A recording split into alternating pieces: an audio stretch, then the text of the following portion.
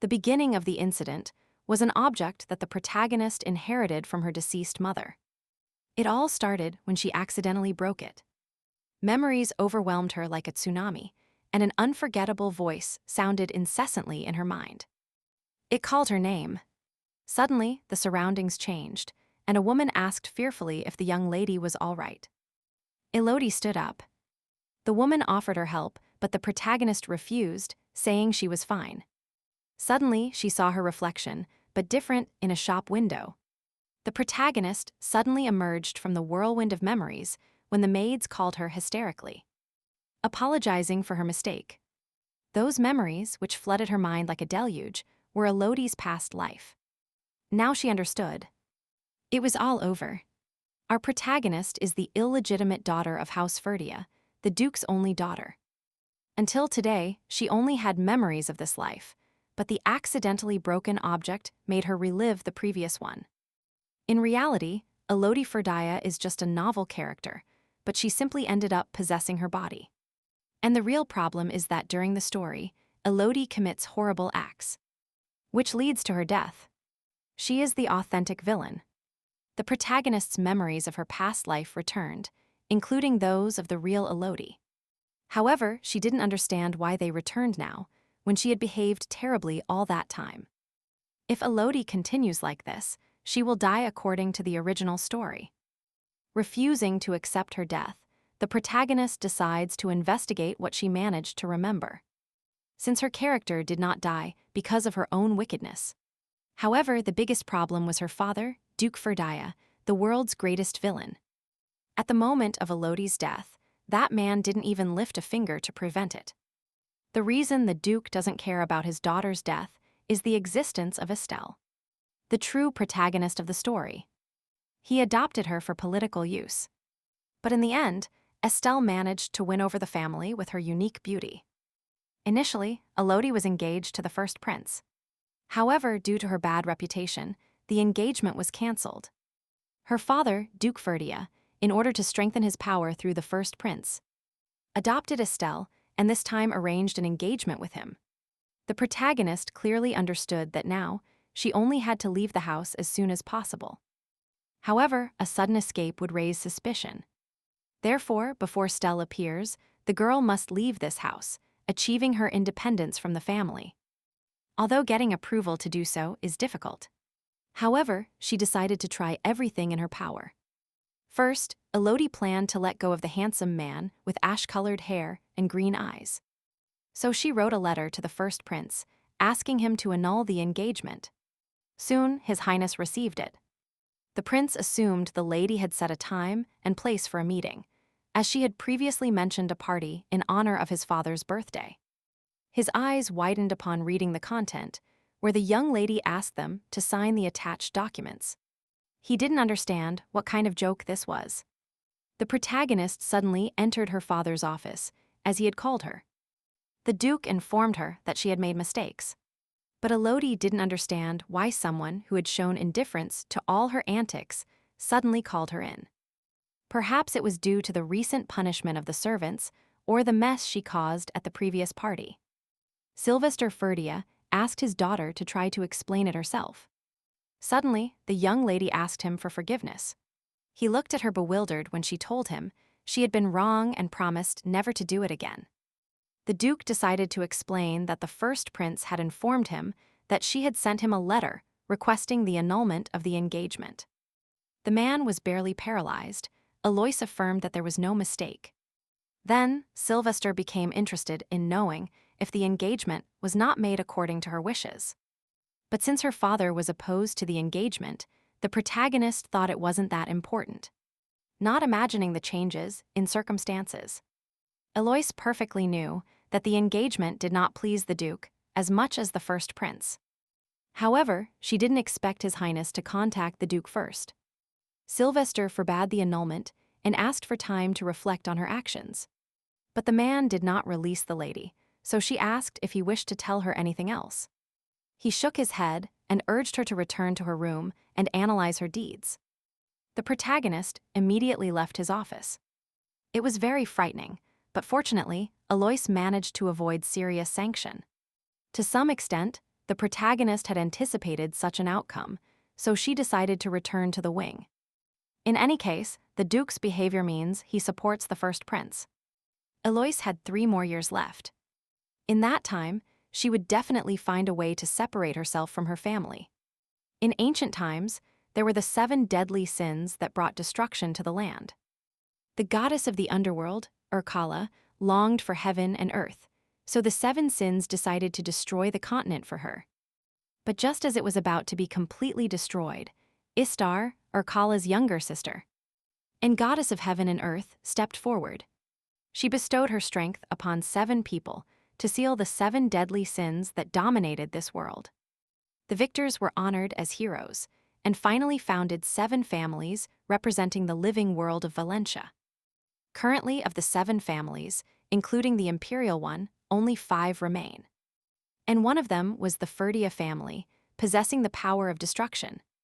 Elodie shuddered as soon as her brother greeted her, telling her it had been a long time since they last saw each other. The young lady suspected she would meet these 2 in the main building, but she didn't imagine it would be immediately after seeing her father. Elodie Ferdia was the heir to the Duchess family, while Karl was their second son. The older brother heard that she had decided to send a petition to the first prince to annul her engagement, and Elodie confirmed it. However, Karl was sure that she had only requested the annulment of her engagement.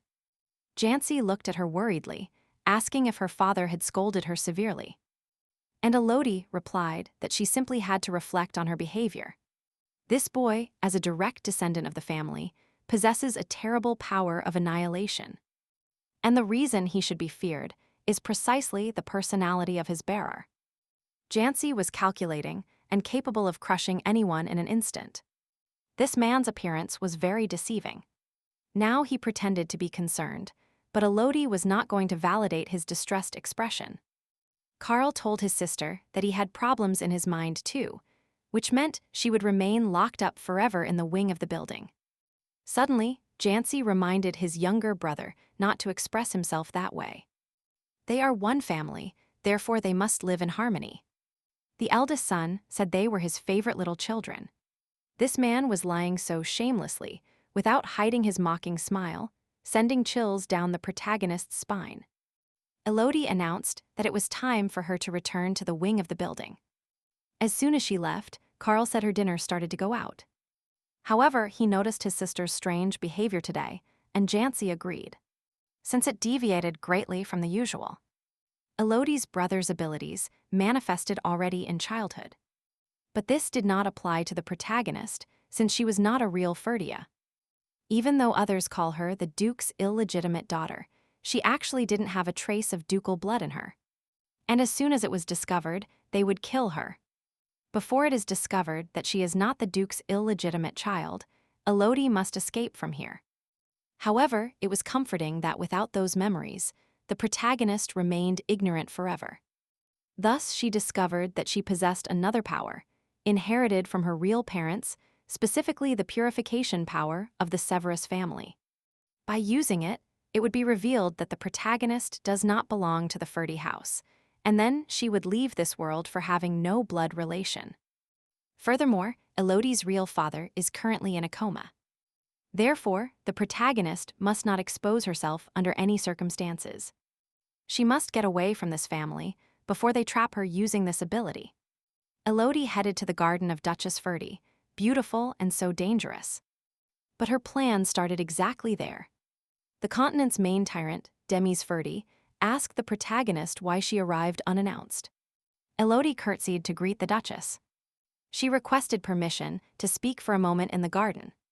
Surprise appeared on the Duchess's face due to the choice of location.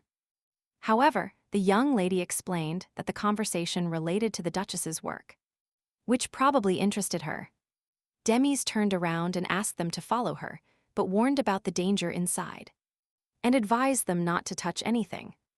The protagonist, of course, took this into account. Elodie announced that the Imperial family had given the order for seizure.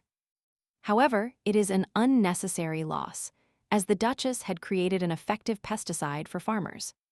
But the Emperor decided to seize it.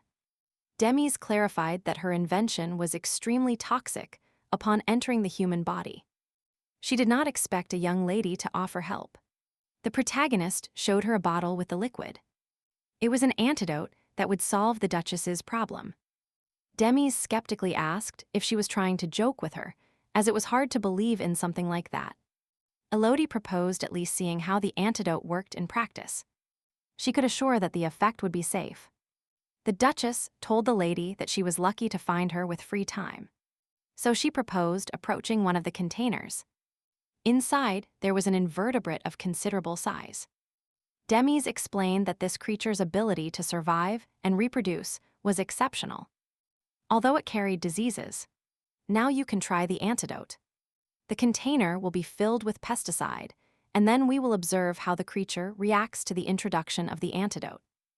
Elodie trusted her antidote, but testing it so quickly made her a little uneasy. Even if the worm is not a pest, the protagonist began to beg her not to give up for the sake of humanity.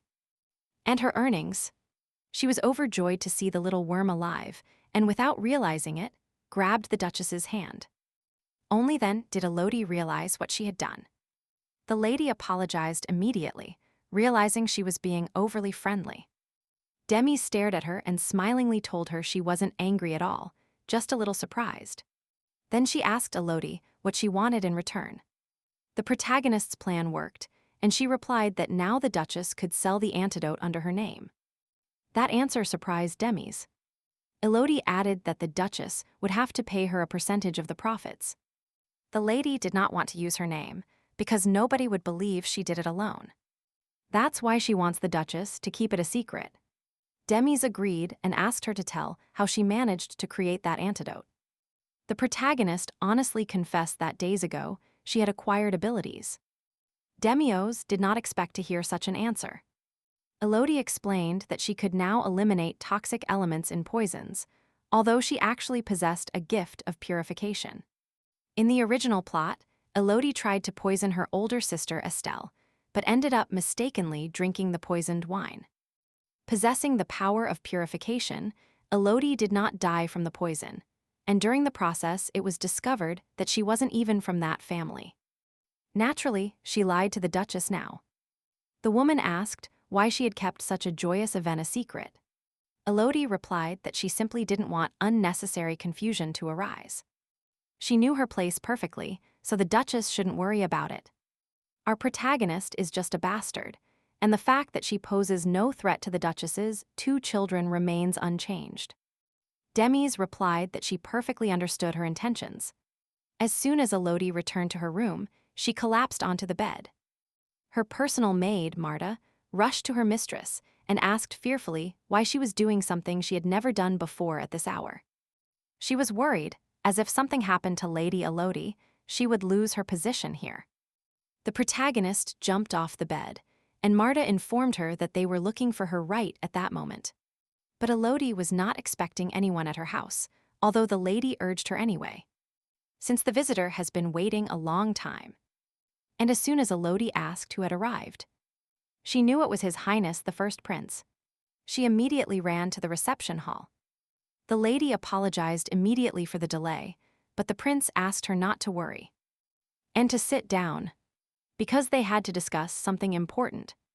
If it concerns annulling the engagement, Elodie's intentions are serious, especially since His Highness did not want to sign it.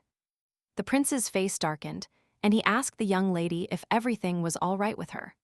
Her face showed a pale and sickly tone. Elodie's father opposed the breaking of the engagement, so the protagonist begged the prince to try to convince him.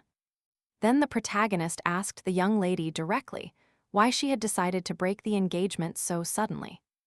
He froze when the lady told him she now had a lover. But now she couldn't give her heart effortlessly, so she asks to annul the engagement. The prince coldly announced that it was impossible. To him, it was suspicious, as Elodie had always coveted the position of his wife. And now she had a lover.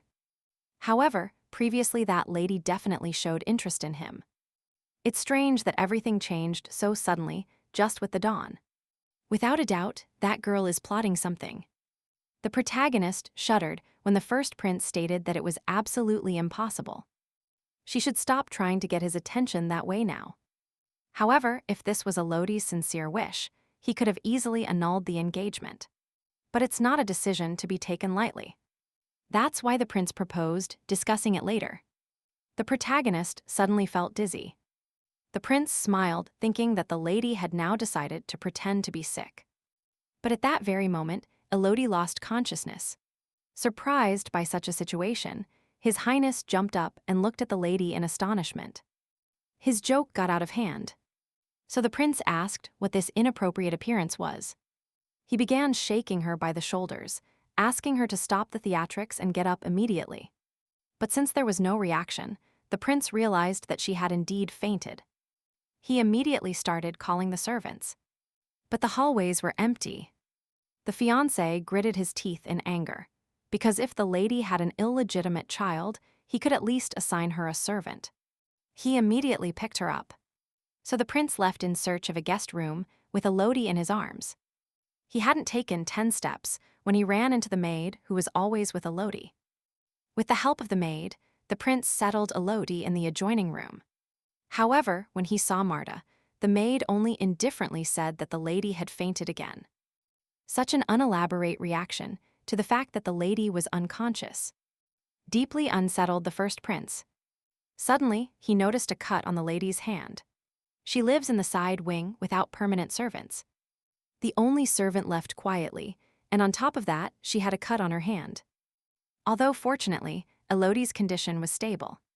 Initially, the prince thought the lady had broken out in a cold sweat due to her strong nervousness in front of him. But in reality, she was really unwell. The prince began to consider himself pathetic. He thought he knew her by heart, but for some reason, he felt like he had a complete stranger in front of him now.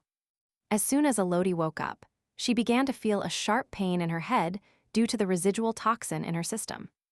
To use her power, the lady first had to provoke extreme toxification. After consuming the poison, apply her purifying force to common water, and it will turn into an antidote. Elodie wanted to try pricking herself, as blood could also be used as an antidote. But she mistakenly cut herself deeply and bloodily. It seems a doctor had entered the room, as the bandage is new. He himself once said that he did not heal bastards. So Elodie didn't understand how a fly had bitten him. Marta entered the room, bringing warm water and medicine. From the maid, Elodie learned that the prince had left immediately after the doctor arrived. The protagonist remembered fainting in front of His Highness, but she didn't care. The prince asked for it to be delivered to the lady as soon as she recovered. Elodie accepted it and asked in surprise what use it was for. The letter indicated that the prince planned to arrive at the mansion 30 minutes before the start of the Imperial birthday reception. The protagonist didn't understand why there was no agreement to annul the engagement. She was sure the engagement would be broken, so she didn't prepare for the event at all. Marta asked her not to worry, as she had already prepared everything. Elodie didn't understand why the prince hadn't broken the engagement, and she smiled mockingly when Marta suggested he was interested in her. If the maid says something like that again, she will be skinned alive next time. Although the process has been slightly delayed, Elodie still has time. The preparation for her independence began, so the protagonist decided to make quick money. That's what she thought. But a few days later, she encountered a small problem in the hallway. The moment she saw him, images from the story flashed through her mind.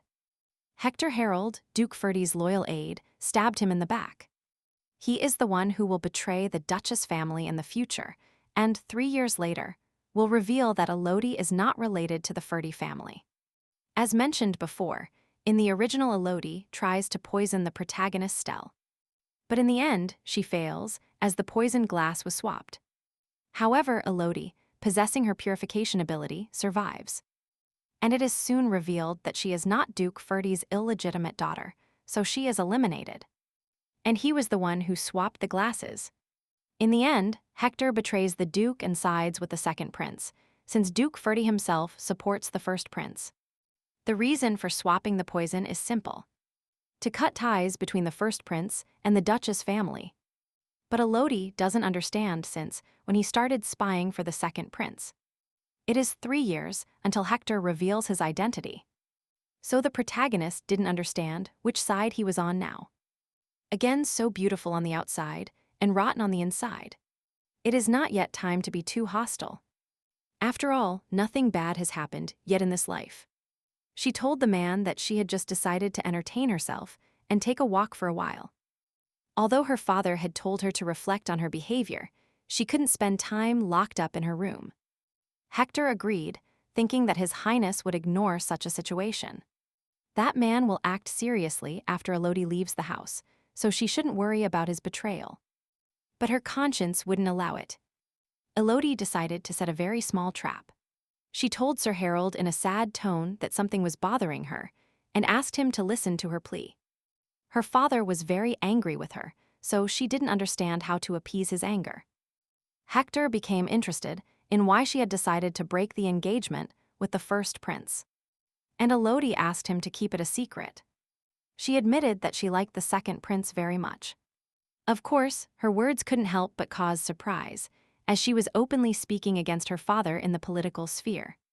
If Hector is already in a secret alliance with the second prince, he will surely go and inform him of this. Even if she is only illegitimate, Elodie is Duke Ferdia's daughter, therefore an important prey. But what if the prey turns out to be too much for the hunter? Hector was surprised, but promised to keep his mouth shut. The protagonist asked what she should do for her father to stop being angry with her. The Duke's advisor advised her not to get into more trouble, and Elodie replied that she would take note. Now all that remains is to see if Hector falls into her trap or not. Shortly after, the protagonist prepared for a celebration. Marta replied excitedly, saying that the lady was the best and that her beauty would overshadow all the young ladies present at the dinner. Despite her house arrest, Elodie's presence at the Imperial birthday dinner is indispensable.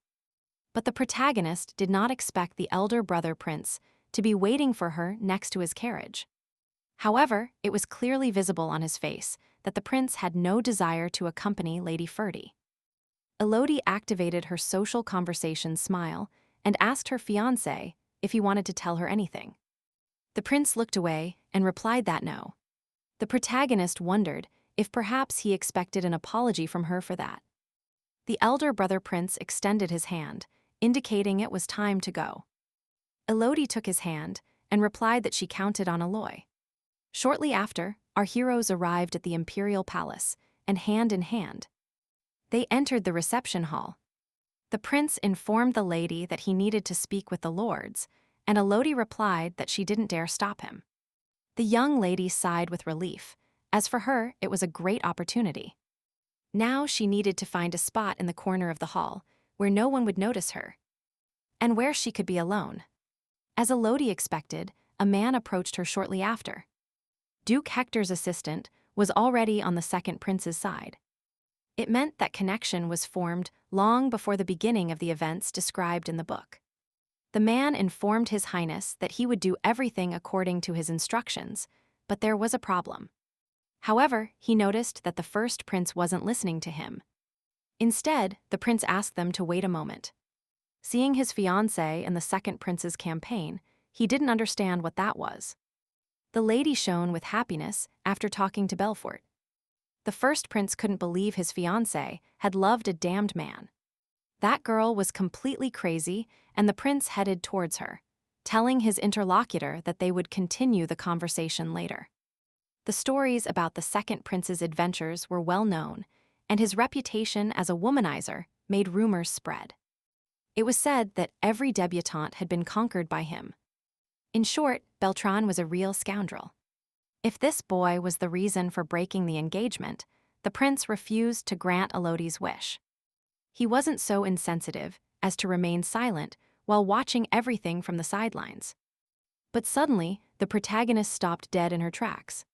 With a smile, Beltran told the lady that he had always wanted to speak with her sincerely.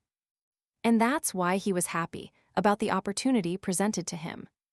The protagonist, however, wasn't particularly happy about it. The second prince proposed to Lady Elodie that they take a trip to the theater together. It would also be great to rent a nearby restaurant entirely and have dinner there. So, if Beltran approached her directly, it meant that Hector had told him everything after falling for the protagonist's trap. Her strategy had worked, so now Beltran was useless. But this man turned out to be too insistent. So Elodie didn't understand how she could refuse him delicately. That girl had made it clear that she wanted to break the engagement with his brother because she liked him. Beltran wished to see the faces of his bastard brother and Duke Ferdy when they found out. He was sure that the lady now felt self-conscious in his presence.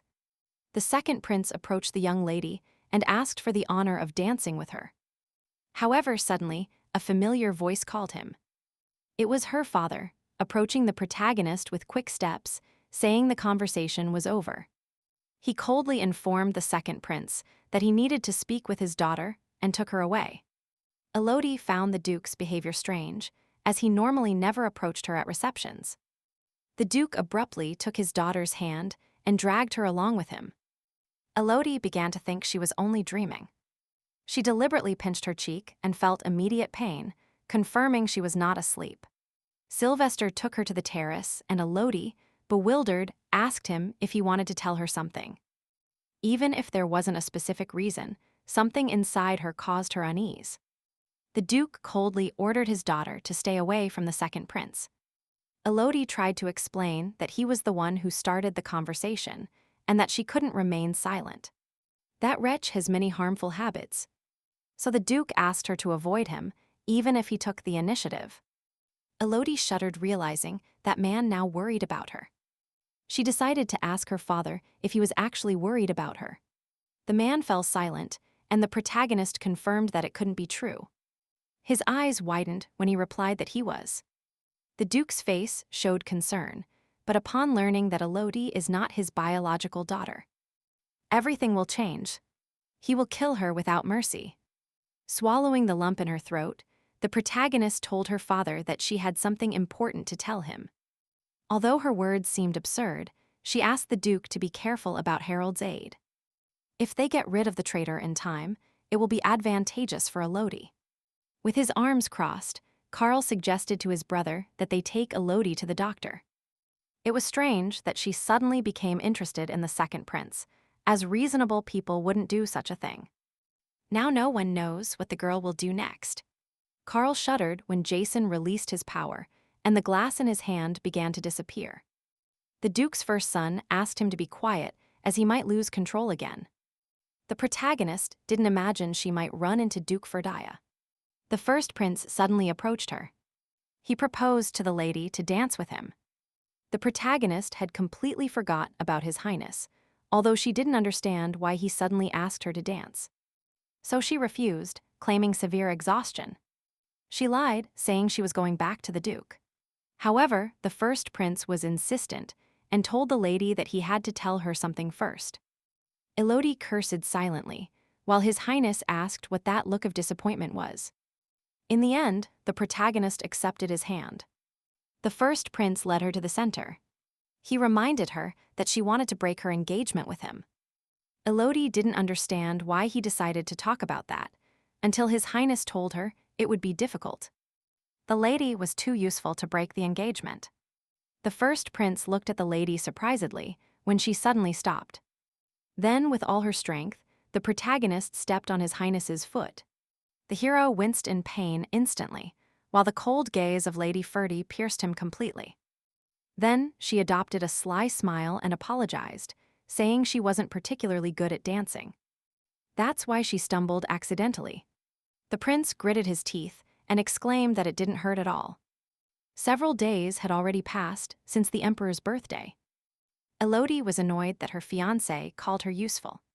So afterwards, she stepped on his foot several times. In any case, it bothered her a little that the prince hadn't broken off the engagement, since it would be more convenient to do it now. Suddenly, Marta ran into the room terrified. She asked her hostess in a panic if she wasn't getting into trouble.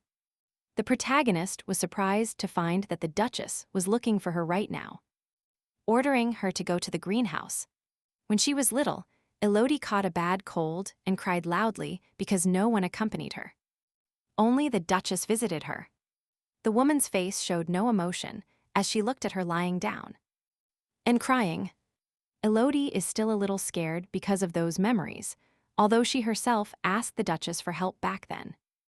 But Demis wasn't anywhere, so the protagonist decided to take a look before leaving. She noticed a beautiful flower whose name she didn't know. The Duchess's voice advised not to touch it. Elodie immediately backed away when she bumped into the Duchess from behind. Demios explained that it is a carnivorous flower that attracts people with its striking appearance. And it's tempting dust and then eats them. It was recently found on an unexplored island in the kingdom below. The Duchess suggested the young lady sit down.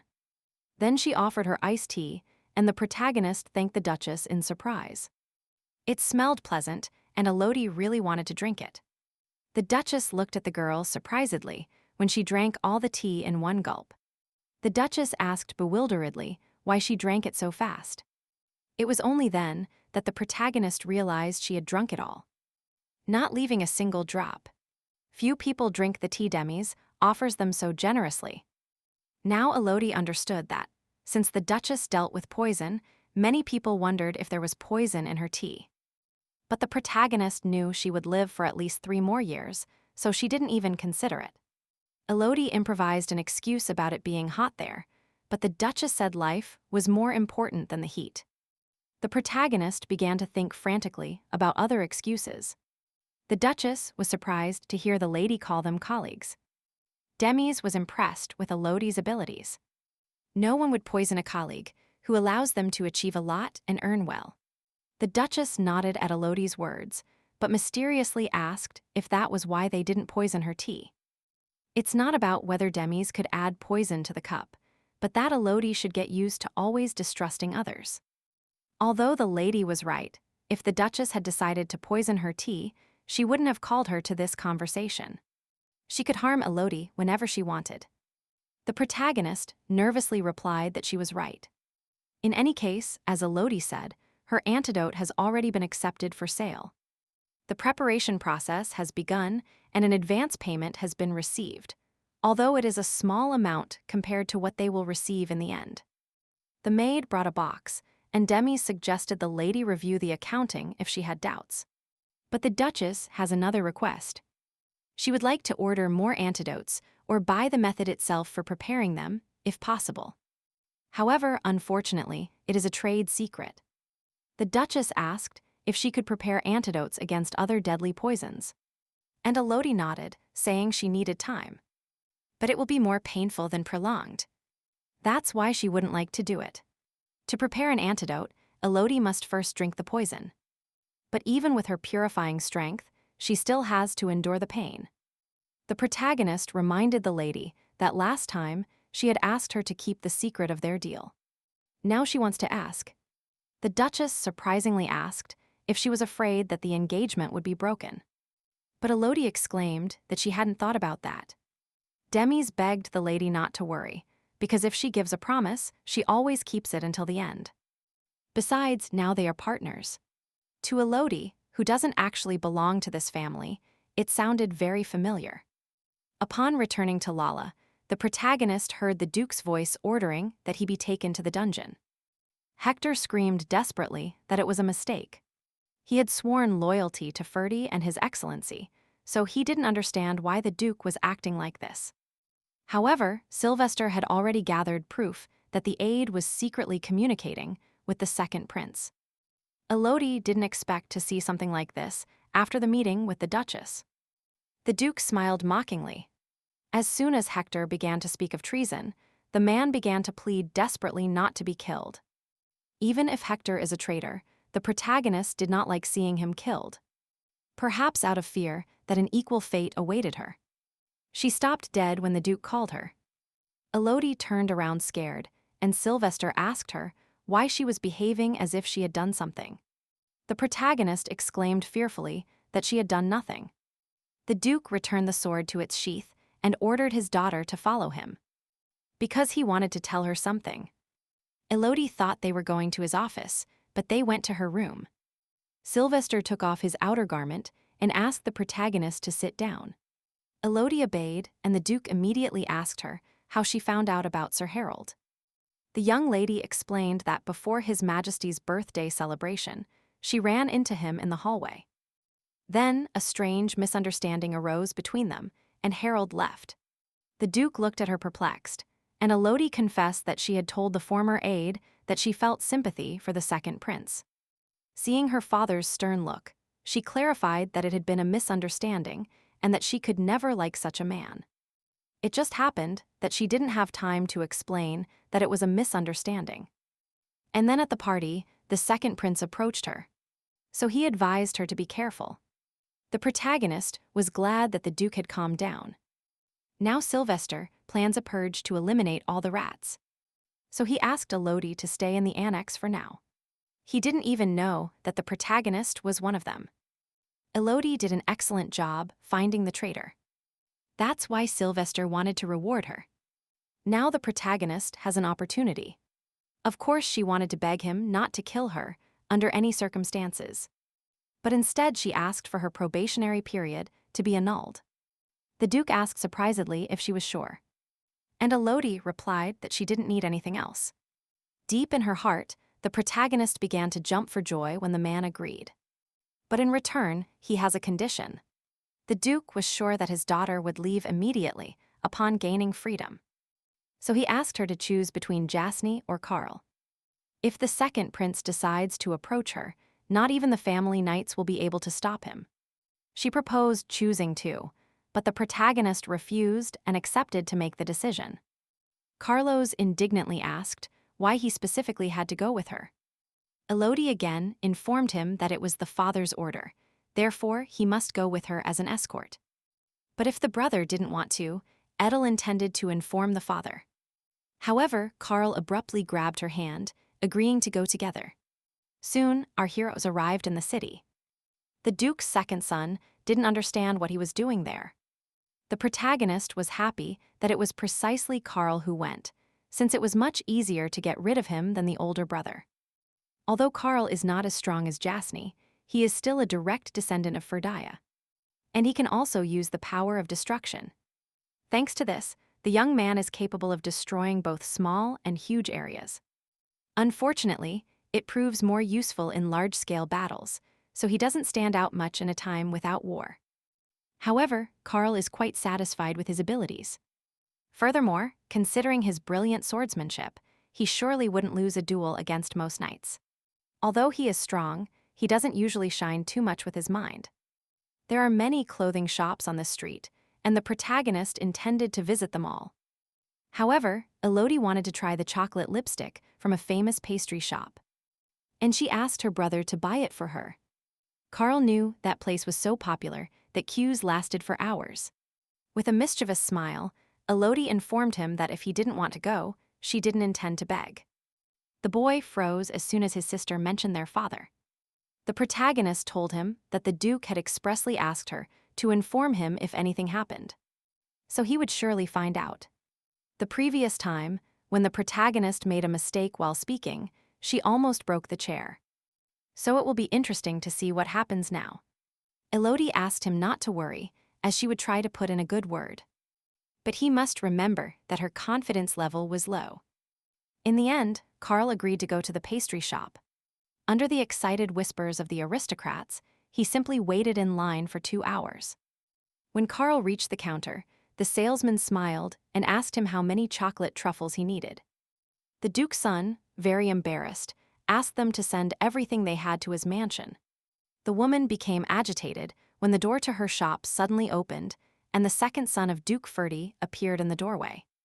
The boy immediately asked where Elodie was at that moment. The woman told him the lady had decided to step aside for a moment. It turns out everything happened about 2 hours ago. The weather is great today.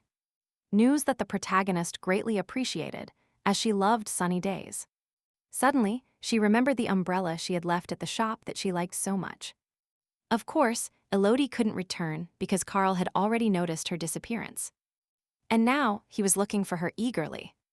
His nature would prevent him from telling the Duke. As an excuse, the protagonist decided to say she wanted to go to a nearby cafe. After a while, she arrived at the magic tower. She approached the mage and told him she wanted to ask a question. After getting permission to ask, Elodie explained that she wanted to invest in the magic tower business. They immediately sat her in a chair. The mage apologized to the investor for the simple reception and immediately served her tea. The protagonist knew that personalized sponsorship existed at the magic tower. The man confirmed the information and asked if she had already chosen the mage she would invest in. The mage stood still when the young lady revealed she wanted to invest all her money in Mage Elby. The mage asked bewilderedly if she was sure of her decision, as she could still reconsider. But the protagonist was willing to invest 8,000 larets, all those funds, in Elby. She knew why the mage was trying to stop her, as, according to him, the funds were going to a mage without outstanding achievements. But she insisted on Elby for a reason. Because the protagonist knew the plot of the novel. Shortly after, the created magical instrument will become so popular that it will bring Elby a large amount of money. The mage asked her to review the contract and sign it. But if Elodie writes her real name, they might follow her when she leaves home. So it is better to use a pseudonym. That's why she decided to use her nickname, Lily, and also invented a surname for herself. Now the magic contract was signed, and the mage wished Lily Arsel a speedy recovery of her investment. From that moment, Elodie would no longer have to worry about money in the future. Of course, she could earn money by selling antidotes, but no one knows how long the Duchess will keep the secret. In any case, it was better that she returned quickly to Carl, who was probably looking for her already. Suddenly, an unknown boy roughly grabbed her. Elodie roughly pulled back her hand and told him he was definitely mistaken. The stranger looked normal and even a little attractive, so Elodie was sure she wouldn't forget him. The girl's bracelet started to hurt intensely. She was horrified as soon as the boy mentioned her former life's name. The protagonist abruptly turned around and asked him where he knew that name from.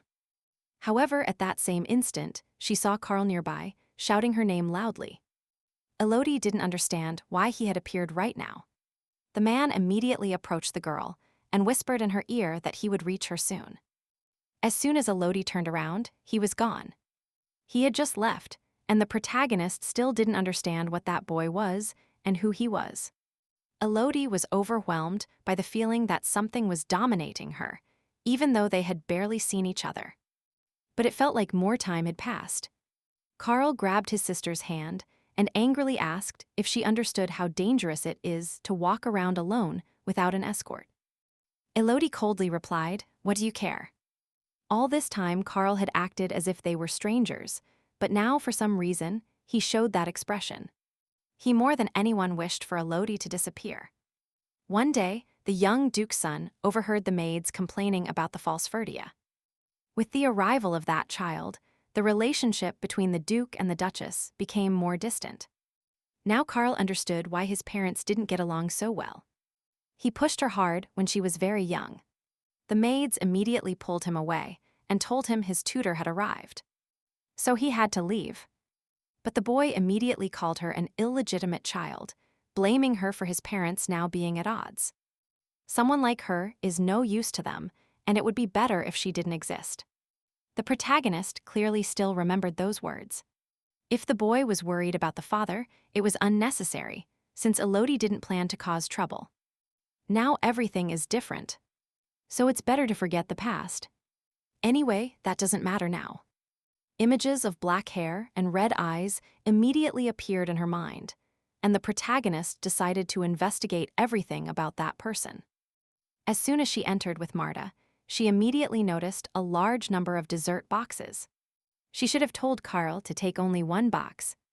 The protagonist asked her personal maid to take it and share it with all the staff in the annex. That boy definitely called her Junge Yuli, not Elodie. It remained unclear how much he knew about her and who he really was, since he appeared to be an elegant aristocrat.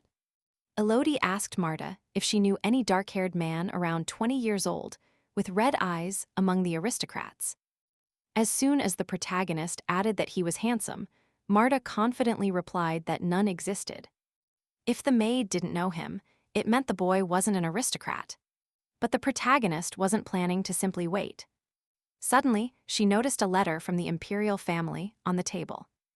After reading it, Elodie asked Marta to bring her a pen and paper to reply to His Highness. Upon reading the report, Jason learned about his sister's visit to the magic tower and her encounter with a stranger. As far as he knows, this boy has nothing to do with Elodie. Lately, the Duke has changed. He learned about his father's aide, who was secretly working for the second prince. And he began drinking tea with his mother frequently. Even his father, who didn't care, entrusted Carl to accompany her. It seems the Duke has some plan that the first son could only suspect. He removed a rose petal from his head and disappeared instantly along with the glove. Jason frowned upon noticing that the power had acted again. He gave permission to his subordinate and ordered him to carefully watch Elodie. In the end, the protagonist received another letter from the prince with an invitation to dinner, although she had already replied to him with a rejection. She stopped short upon reading the content and didn't understand why he was acting this way toward her. The prince apologized to the lady for the unexpected visit, as he had arrived just as she informed him of her malaise. With a forced smile, Elodie told him that thanks to his prayers she felt much better. But she didn't understand why handsome men believed they could do whatever they wanted. The living reincarnation of Apollo noticed that the lady now looked quite healthy. To her surprise, the first prince announced that, since she was fine, he would also attend the dinner. The protagonist's eyes widened upon hearing the news. The Duke personally invited the first Imperial prince, and the entire Ferdy family would be at the dinner. So, even if the lady pretended, she would have to go anyway. She still had time to prepare. Although the protagonist absolutely did not want to attend that family dinner, in the end she had to go. Not even a bite could pass her throat. The Duke heard that Angelos had seriously entered the military supply business. In recent times, he had been interacting a lot with the tower, and it seemed that the production of magic stones had already begun. It was even said that all the magic stone mines, which are auxiliary materials, were already up for auction. Among the four great families, the Duchy of Angelos possessed the power of renewal. The current head of the family was Rodrigo Angelos, a man obsessed with increasing the glory and wealth of his family. His goal is to destroy all other families so that the Angelos become the best. But he had an enemy in the figure of Duke Ferdia. Sylvester believed there would be no problems from his side, but in the future the supply of materials could be interrupted. The Duchess proposed buying a mask mine to cover their backs. However, it would be difficult for the prince, as the Angelos had already won the contract for most of the Mazoka mines. Elodie agreed, because in the end the Angelos would fall anyway. It will be a short fight, and in the end, Jasny will decide the outcome by proposing an excellent idea. Suddenly, the Duke asked Elodie what she thought of the situation. Deciding to voice her opinion, Jasny told his father that the situation was too complex and confusing for Lily. However, Sylvester coldly replied that he hadn't asked for her opinion. The Duke asked his daughter again what she thought about it. Instead of saying she doesn't know, it would be good to earn extra points here. The protagonist apologized mentally to Jasny, but her current lifestyle is more important now. She told him that there is actually a way out, even though the Angelos bought and monopolized all the mines in the empire. But even for them, it was a serious blow to their finances. The protagonist suggested the family act in exactly the same way. Carl discontentedly asked if she had heard what they were talking about, since most of the mines were already sold to the Angelos. But now the protagonist was not referring to the magic stone mines. They are only one of the materials used in manufacturing. They could acquire all the other sources. The Angelos family had barely entered the military industry sector, so they didn't have that many clients. So over time, they would come to them, and they could sell them the materials at high prices. The Duchess praised Elodie's amazing idea. Formulating and correctly conveying Yasnia's proposal was exciting for the protagonist, although she felt satisfied with herself. The prince wondered if the princess had always been so insightful. Her attitude had completely changed, as if the lady were another person. Furthermore, strange vials appeared in her room. He didn't understand at all what that girl was hiding. Soon Rodrigo and Gilos discovered that the source and supply of materials were blocked. The Ferdi family had bought all the nearby mines to Bruman, so now materials could only be acquired from them. It was evident to the Duke that the plan was devised by Jasnajay. He was surprised as soon as his aide informed him that it was Duke Ferdi's youngest daughter, named Elodie. Rodrigo had always considered that child an illegitimate and useless creature who could not use abilities. But after all, Ferdia's blood ran in her, so they should crush this root from the beginning. In the end, the Angelos family suddenly announced their withdrawal from the military business, and now they have put all their mines up for sale. Initially, it was a problem that should have been solved much later, but Elodie got involved and accelerated the process. Now the girl needed to survive. However, at that moment, what worried her was that she was missing one vial of medicine. The butler entered the room and announced that the Duke wished to see the lady in his office. Elodie understood that today, she wouldn't be able to prepare the antidote. In the presence of his daughter, Sylvester read the newspaper headline about the Angelos family. But he was sure that Elodie had already seen it. Due to the chief editor's activity, it was evident to the protagonist that someone had exerted pressure on the newspaper. In reality, the girl believed that Jasny Card would also be here. Elodie didn't understand why she was alone and asked the Duke why he wanted to see her. Sylvester asked his daughter to calm down because he had called her to present her with an award. The protagonist awkwardly replied that she had simply won the lottery. However, the Duke did not consider it simple luck. Elodie began to think that now that man suspected her, since before he hadn't cared about politics at all. If she pretended not to understand anything, she would only disappoint the Duke. He called her for something she hadn't even considered before, and he even assigned one of his sons as her escort. Before, the Duke didn't even look at her, and to keep her out of his sight, he had installed her in an annex building. So, the protagonist decided to ask her father why he suddenly asked for her opinion in the banquet hall. Before, he didn't show the slightest interest in her. Suddenly, the Duke replied that he was sure she could solve the matter. Elodie asked if he was perhaps comparing her to who she was in another life. Sylvester feels that in recent times, his daughter has changed enormously from how she was before. He didn't show obvious importance, as he was bad at showing emotions and didn't want to scare the girl with his threatening appearance. But the Duke always watched Elodie. The protagonist knew she couldn't falter now, even if she told the truth. Sylvester asked Elodie to come closer. The moment he discovers the truth about the girl's origin, the Duke will cut her throat without mercy. But now, he asked his daughter to tell him everything to listen to her. The protagonist asked to be praised. She wanted to feel loved, even if only for an instant. The Duke stroked her head and called her a good girl. Lodi's eyes began to water, and she once again felt like a small child longing for her parents' love. Upon leaving the Duke's office, the protagonist ran into Carl. The boy asked her why she was in the father's office. But Elodie ignored the question and walked away. Then Carl roughly grabbed her arm and asked her not to ignore him. The protagonist asked him to let her go. It hurt. Suddenly, the Duke's son noticed the young lady crying and asked confusedly if the father had punished her for some mischief. Elodie reminded the young man that he himself had ordered her never to approach him again, and to have no relationship with him. Whether she cried or not, he should just ignore her. Carl immediately stammered.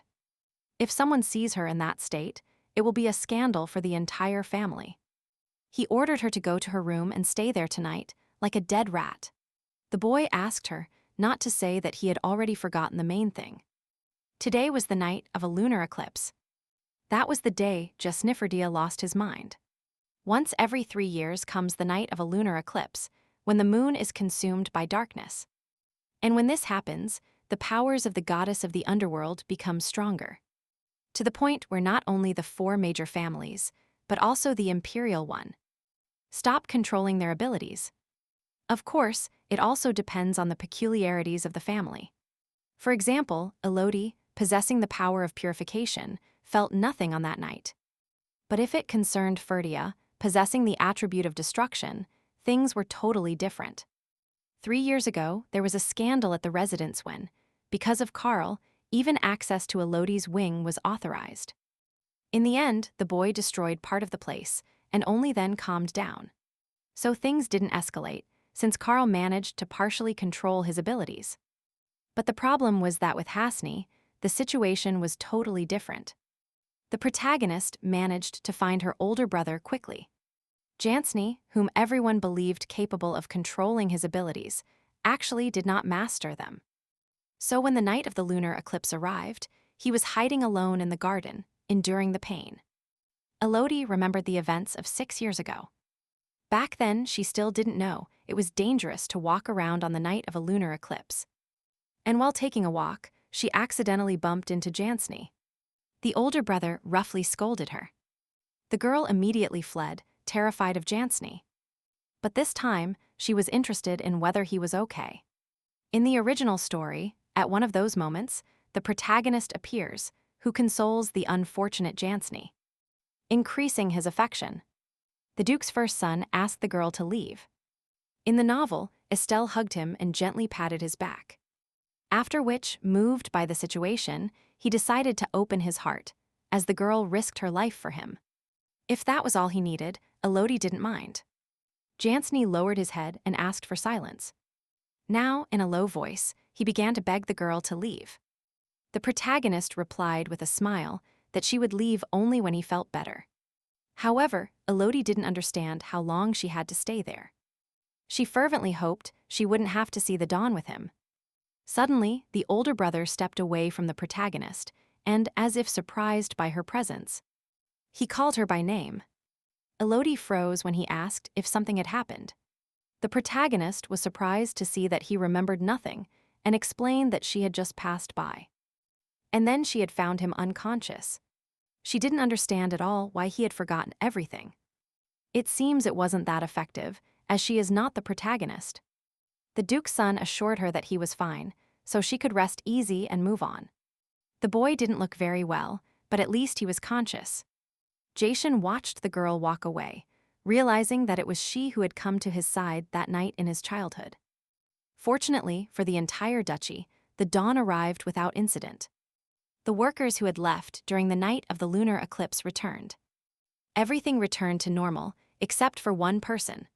The protagonist didn't understand why Jai Shin suddenly treated her with such kindness if he remembered nothing.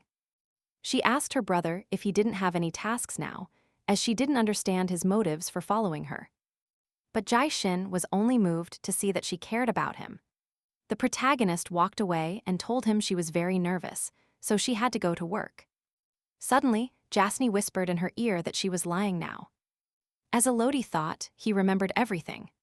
The older brother told the girl that he wanted to ask her something, surprising the protagonist. He wanted Elodie to give him her hand. The protagonist feared that Jasny was only interested in separating her. Without waiting for an answer, the Duke's eldest son took his sister's hand and pulled her towards him. According to Jasny, everything was the same as it was before, and the protagonist was perplexed to hear it. Suddenly, Carl approached and asked confusedly what they were doing there together. Now the protagonist understood even less why the Duke's younger son had come to her annex. Carl told his sister that their mother wanted to see her. She was speechless when Elodie asked why he was the one bringing her this news. The boy clumsily replied that they had met by chance. The protagonist begged that next time he should convey the message through a servant. The same applied to her older brother. She expressed her wish that in the future they wouldn't have to bother visiting the annex just to see her. The miss thanked Elodie with a smile for having come. The protagonist immediately asked if something was wrong with the antidote. The woman replied that there were no special problems, so the young lady shouldn't worry so much.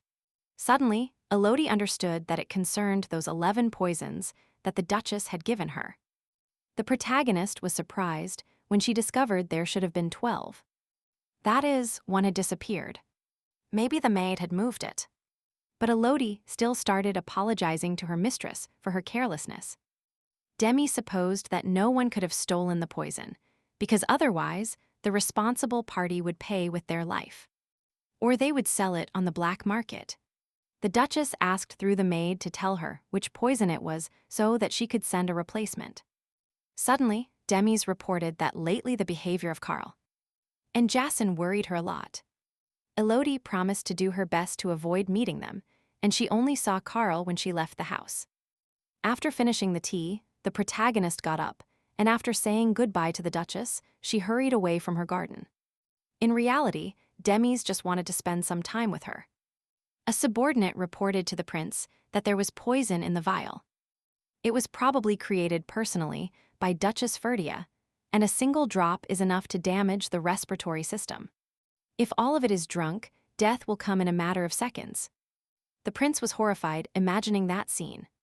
That day, he felt something was wrong. So he decided to take the strange vial with him, not suspecting the presence of poison inside. The protagonist couldn't believe that the Duchess had tried to kill Elodie. Some evidence must exist. Thanks to Elodie, Carl's training time was increasingly cut short, and he didn't like that. The protagonist promised that next time, she would ask Jasny's brother to accompany her. But she would have to talk to her father. Carl reported that everything was going well for him and asked his sister where they were going that day.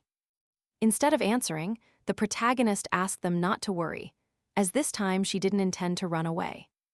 She wondered why there was so much noise in the street.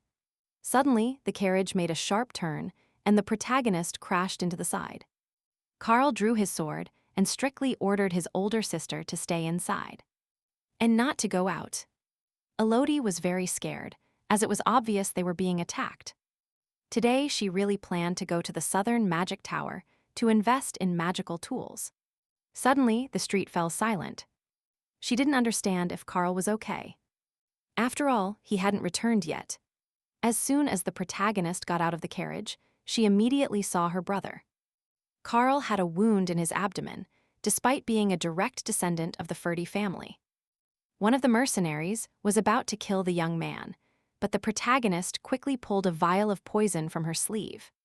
She threw it directly at the wretch. Rushing over to Carl, Elodie fearfully asked if he could get up. The protagonist was glad to have taken the poison. After all, it wasn't fatal, but it would delay them. It turns out the mercenaries had a magic instrument that blocked powers, which is why Carl couldn't use his ability. Elodie got on the mount and ordered her brother to do the same. Carl asked the girl to go on alone. However, the protagonist shouted at him to shut up and quickly get on the mount to escape the mercenaries. Finally, the boy obeyed. Hearing hooves behind them, Elodie cursed inwardly, as she expected the poison's effect to last longer. If she had known what would happen, she would have practiced horse riding more. The protagonist did a lot to survive, but ended up trapping herself. The horse rushed towards the cliff, and now our heroes had no place left to flee. In moments like these, Elodie wishes she possessed the power of destruction. Suddenly, Carl dismounted and drew his sword once more, determined to fight the mercenaries with all his strength. Elodie watched her brother with fear. Suddenly, Carl desperately ordered Elodie to duck immediately. In the last second, the young lady managed to do so, and the arrows flying towards her couldn't touch her. However, she lost her balance and began to fall off the cliff. Carl immediately reached out his hand towards her. For some reason, at this moment, the protagonist remembered that instant from her childhood. Little Carl pulled his hand back in disgust and ordered her never to touch him again in her life. Unconsciously, the protagonist pulled her hand towards herself, and her brother couldn't catch her. Carl collapsed exhausted on the ground, not understanding why she didn't grab his hand. Did Elodie prefer to die rather than accept his help? The boy clenched his fist tightly, wondering if he was so repulsive to her. The protagonist fought tooth and nail to survive, but in the end, all efforts were in vain. She couldn't believe that all her efforts and sacrifices had been in vain, when she absolutely did not want to die. The impact against the ground did not arrive. A known boy caught her in time. He was precisely the person she had unexpectedly met in the square, but suddenly asked her to rest. Despite the 100,000 questions in her mind, Elodie's eyes began to close, and the figure of the young man became blurry. On his knees, Cal confessed that it had been his fault. The Duke sternly asked where it happened, and discovered that the incident occurred at a rock on the way to the southern magic tower. Sylvester ordered the knights to search for her immediately. They were ordered not to spare any means or methods, and to report any trace found of Lady Ferdia. Then, the Duke gave orders to his son to attend to her. Carl tried to protest, but Demis reminded him of the injury. Jasny looked furiously at his younger brother and asked him how the hell he had allowed such a thing. Although the Duchess asked her son to calm down, it was better to leave the search to the father, as Carl urgently needed medical attention. Sylvester allowed the younger son to help, but only after Carl felt better. Otherwise, Carl would be a burden. Upon waking, the protagonist didn't know where she was. Suddenly, a sharp pain shot through her right shoulder, making Elodie shudder and tightly close her eyes. In reality, she was sure she would die. The person who saved her was definitely the same one she had unexpectedly met in the square. He appeared just before Elodie died and saved her. However, the protagonist didn't understand what he wanted from her. Anyway, she couldn't stay in that place and had to return to Ferdia's estate as soon as possible. But the door suddenly burst open and her savior appeared right there. The protagonist stood still and looked at him surprisedly. He kept watching her in silence until Elodie asked if he had something to tell her. Then, the protagonist asked if he could help her with her wounds. Elodie squeezed her right hand and accepted. The best option was to give her first aid as soon as possible, and although Elodie didn't know why, that person seemed friendly to her. The dark-haired man suggested she sit down. Carefully, he ripped off the dress sleeve, and Elodie asked him if he was a mage. Upon receiving a negative answer to her question, the protagonist assumed he belonged to one of the 4 noble families. However, that was also a wrong assumption.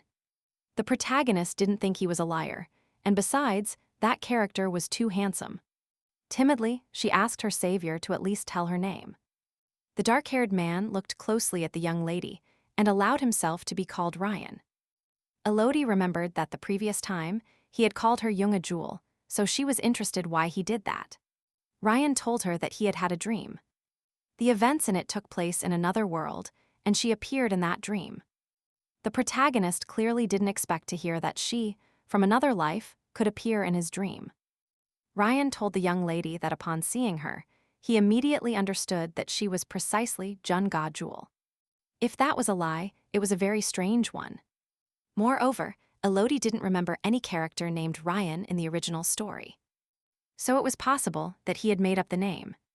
The protagonist was sure that this boy did not pose a threat to her, with or without intentions.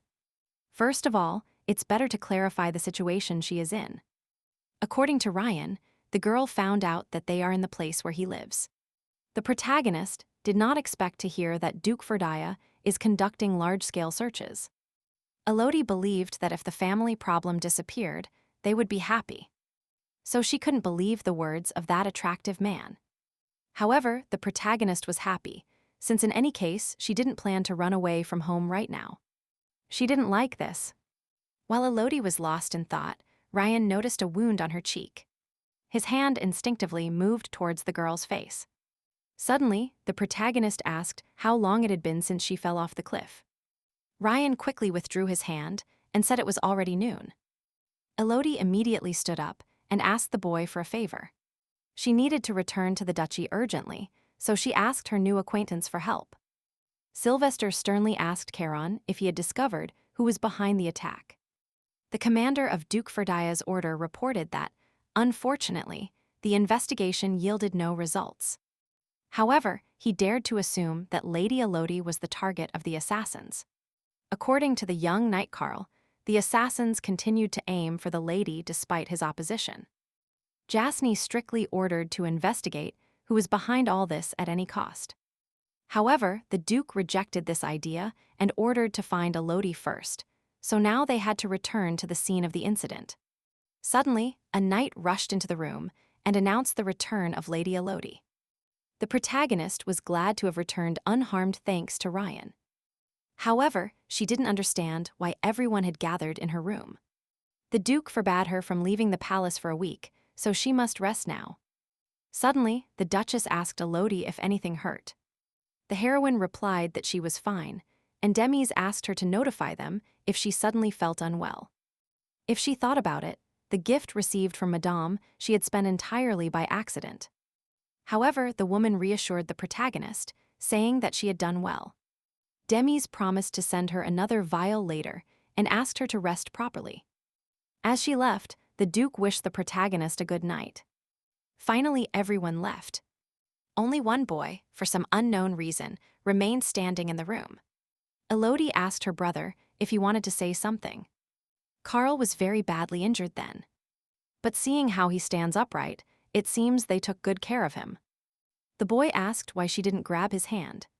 The question tortured him. Did Elodie want to die at that moment? Carl was stunned when the protagonist asked him if he was upset by the fact that she was alive. And the young man exclaimed that he was not. Elodie didn't have the strength today to argue with him. So she asked him to end this meaningless conversation. Suddenly, Carl impulsively hugged the protagonist tightly. The protagonist didn't understand what he was doing. Carl admitted that he had worried about her a lot and hadn't been able to calm down the whole time. Feeling guilty. Too many shocking things have happened in the last 2 days. Elodie asked her brother to calm down, asking if it was some new form of harassment on his part. However, Carl apologized and admitted that he felt very sorry for the words he had said as a child. He knew perfectly well that his sister found him repulsive. The protagonist replied that she had never said anything like that, not truly understanding his actions. She explained that she didn't grab his hand at that moment because as a child he had ordered her never to touch him with his dirty hands. Carl hugged the protagonist again, apologizing for his words. Now he was determined to take care of his sister for the rest of his life. From now on, he will be Elodie's dog. The protagonist became very happy when she saw Ryan enter the Duke's office. The dark-haired man greeted Milady. Sylvester noticed that Elodie was too close to this boy to use him as a name, and he didn't like that. The girl told her father that Ryan was her benefactor, the one who saved her. She was intrigued to know what they were talking about. It turned out that the Duke and Ryan were discussing the reward for her rescue. But since it was the dark-haired man who saved Miss Elodie from certain death, he also wanted to receive the reward directly from her. The protagonist asked in surprise what he wanted. Ryan asked to be hired. The young man officially introduced himself, saying his name was Ryan and he was the leader of the Celestial Hawks. 2 years ago, he achieved a great victory in the war against the Nelter Kingdom and was recognized by the Emperor himself. Although Ryan is a commoner, he is well known even among the nobility, so the name of the mercenary king was quite widespread. However, now the boy wanted the lady to hire him as a personal bodyguard. It wasn't a matter of money, and the protagonist didn't understand at all why he needed that. Ryan explained that the second prince was trying in every way to recruit him.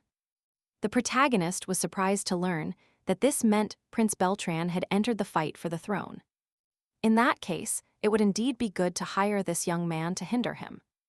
Moreover, this way Elodie wouldn't have to go everywhere with Carl, as she would now have a new escort.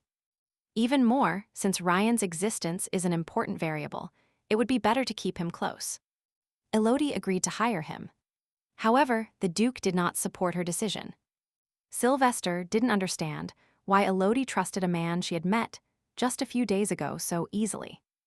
Although Ryan saved her life, he could be pursuing his own interests or have been complicit with the attackers from the start. But the protagonist explained that if they created the appearance of a close relationship with the mercenary king, the influence of the first prince would grow. She asked him if she was wrong. The Duke sighed wearily and approved his daughter's choice. In reality, the protagonist was extremely embarrassed not to have suspected that Ryan was the mercenary king. He probably only revealed his real name, Ryan, to her, but the girl will still have to monitor him more closely. The protagonist believed she could finally enjoy a cup of tea in peace. But her brothers approached her. Elodie immediately asked Marta to leave. Carl enthusiastically informed his sister that they had come specifically to ask her a question.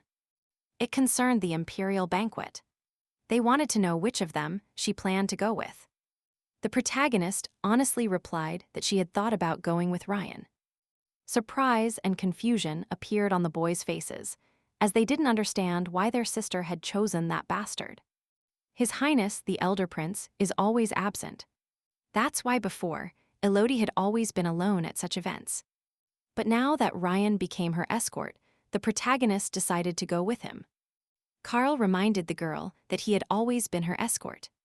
With a smile on his face, Jasny asked his sister if she had known mercenary King Ryan before. Elodie told him that she had met him once in the street. Now the older brother was intrigued how much she knew about that man. The subordinate didn't understand how the captain had managed to contact the Ferdy family. Ryan asked them not to worry. However, his companion couldn't help but worry, because he was very interested. The red-haired man closed his eyes and mentally promised to protect Young Jewel in this life. The protagonist asked Jason confusedly what he meant. The older brother touched Elodie's hand and advised her not to get close to that boy. As expected, Jason knows something. Since he is the darkest person in the family, he has a lot of information about Ryan. Moreover, he wouldn't have said that without a reason. Elodie stated that she needed to know the reason. Jason replied with a smile that, as she was a member of the Ferdy family, she should not get close to mercenaries. It became clear to the protagonist that there was no reason at all. Remembering that Jason was still holding her hand, the heroine asked what he was doing at that moment. After Elodie disappeared, Jason had been very worried. That's why he felt calmer holding her hand now. Carl immediately exclaimed that he also wanted to hold her hand. The protagonist still didn't understand at all what was happening. It had been a long time since the Empress last saw Miss Dorothea. According to Her Majesty Empress Salvatress, the lady had become even more dazzling. Dorothea thanked the monarch and replied that at this banquet, no one was more beautiful than Her Majesty. This lady was the only daughter of the Duke of Angelos, whom her noble father cherished like a piece of jade. Few knew it, but the relationship between Empress Salvatress and the Angelos family was special. Since the Duke of Angelos was pushing the second prince to become the next emperor, the Empress wished Miss Dorothea to enjoy the banquet. The girl was sure that His Majesty liked her. The ladies could gossip as much as they wanted, but in the end, she would be the protagonist of the banquet. Suddenly, Dorothea overheard conversations from aristocrats discussing her dress choice. They thought the young lady would choose another one. But it turned out that Mrs. Ferdy had already bought it. Even this superficial girl had attracted the attention of the Imperial banquet. But not all princesses are the same. Unlike that illegitimate son, Dorothea is the only daughter of the duchy, loved by her father. The arrival of Mrs. Ferdy and the leader of the Celestial Hawks was announced. Ryan. Dorothea knew that this boy had never attended Imperial events, nor accepted any lady. She didn't understand why today he had come with that creature. Lady Angelos didn't understand at all what trick Odie had pulled, so she was furious. Next, the entry of the Duke and Duchess of Ferdy was announced. She considered this completely absurd already. The only daughter of Duke Angelos didn't understand why all members of the Ferdy family had appeared at the Imperial banquet. Before they had never appeared together. Everyone started commenting on the unparalleled beauty of Lady Ferdia, from whom it was impossible to look away. Dorothea swore she would deal with him for that grievance, as Ferdia's Odie had stolen her attention. The first prince told his aide that he needed to rest. He recalled the Imperial banquet organized by the Empress. His Highness asked to be informed instantly if anything unexpected happened to the princess. There could be many criticisms for his participation without a partner. However, his subordinate unexpectedly informed him that today the princess had come to the banquet with her partner. The first prince raised an eyebrow in perplexity. His hands involuntarily clenched into fists upon hearing that it wasn't Beltaran accompanying her, but another man. Even though she didn't want to, they were still engaged, and despite everything, bringing another man was too much. The prince put on his uniform and told the assistant that he would be absent for a moment. He intended to inspect him personally. Jasny and Carl approached Elodie and asked her to dance with one of them. However, the Duchess, with warmth in her voice, asked them to stop bothering her benefactor. The event guests did not expect the Ferdia family to be so close to the illegitimate princess. In reality, Elodie was interested in knowing what was happening here. Ryan unexpectedly asked the lady if she felt uncomfortable right now. The young lady replied that everything was fine, since such a reaction in public was completely expected. Duke Ferdia, who led the largest family, was next to the Duchess, the greatest villain on the continent. Her two sons, who had inherited their family's powers, were also present. Everyone eagerly awaited their meeting, and at the same time felt envy. For everyone, the Ferdy family was perfect, and only Elodie was a stranger to them. Like the ugly duckling. Of course, she had enough of her own affairs not to worry about that. Ryan asked again, excitedly, if something was wrong. The young lady replied with a mischievous smile that Ryan was so handsome that she could get into trouble. The mercenary king, of course, considered it a joke. However, Elodie asked to look at the admiring glances of the people, which clearly did not look like a joke. The protagonist suggested to Ryan that they go to a less crowded place. The first prince thought she had simply come with another man. Now, however, he didn't understand what that was at all. As they walked towards the terrace, the heroes met Bertrand's displeased gaze, which meant the goal of the banquet had been achieved. Noticing that the heroine didn't like champagne, Ryan took it from her hand and took a sip. At that moment, Miss Dorothea entered the terrace and greeted Elodie Ferdia. The heroine greeted Lady Angelica, sure that the last villain of the story had followed them there. Dorothea replied that it even hurt a little that Lady Ferdy kept her at a distance. The Angelo's daughter cunningly smiled and asked Lady Ferdy who was next to her. She asked them to introduce each other. As soon as Elodie introduced the mercenary king, Dorothea made a surprised expression, showing off her incredible acting skills. Lady Angelica pointed out that Mr. Ryan was very calm about the rumors. Instead of staying with Elodie in that corner, Dorothea proposed to Ryan to talk with her somewhere else.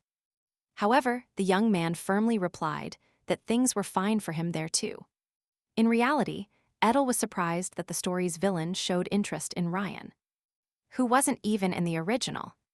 Dorothea was annoyed that the mercenary king had no intention of giving up.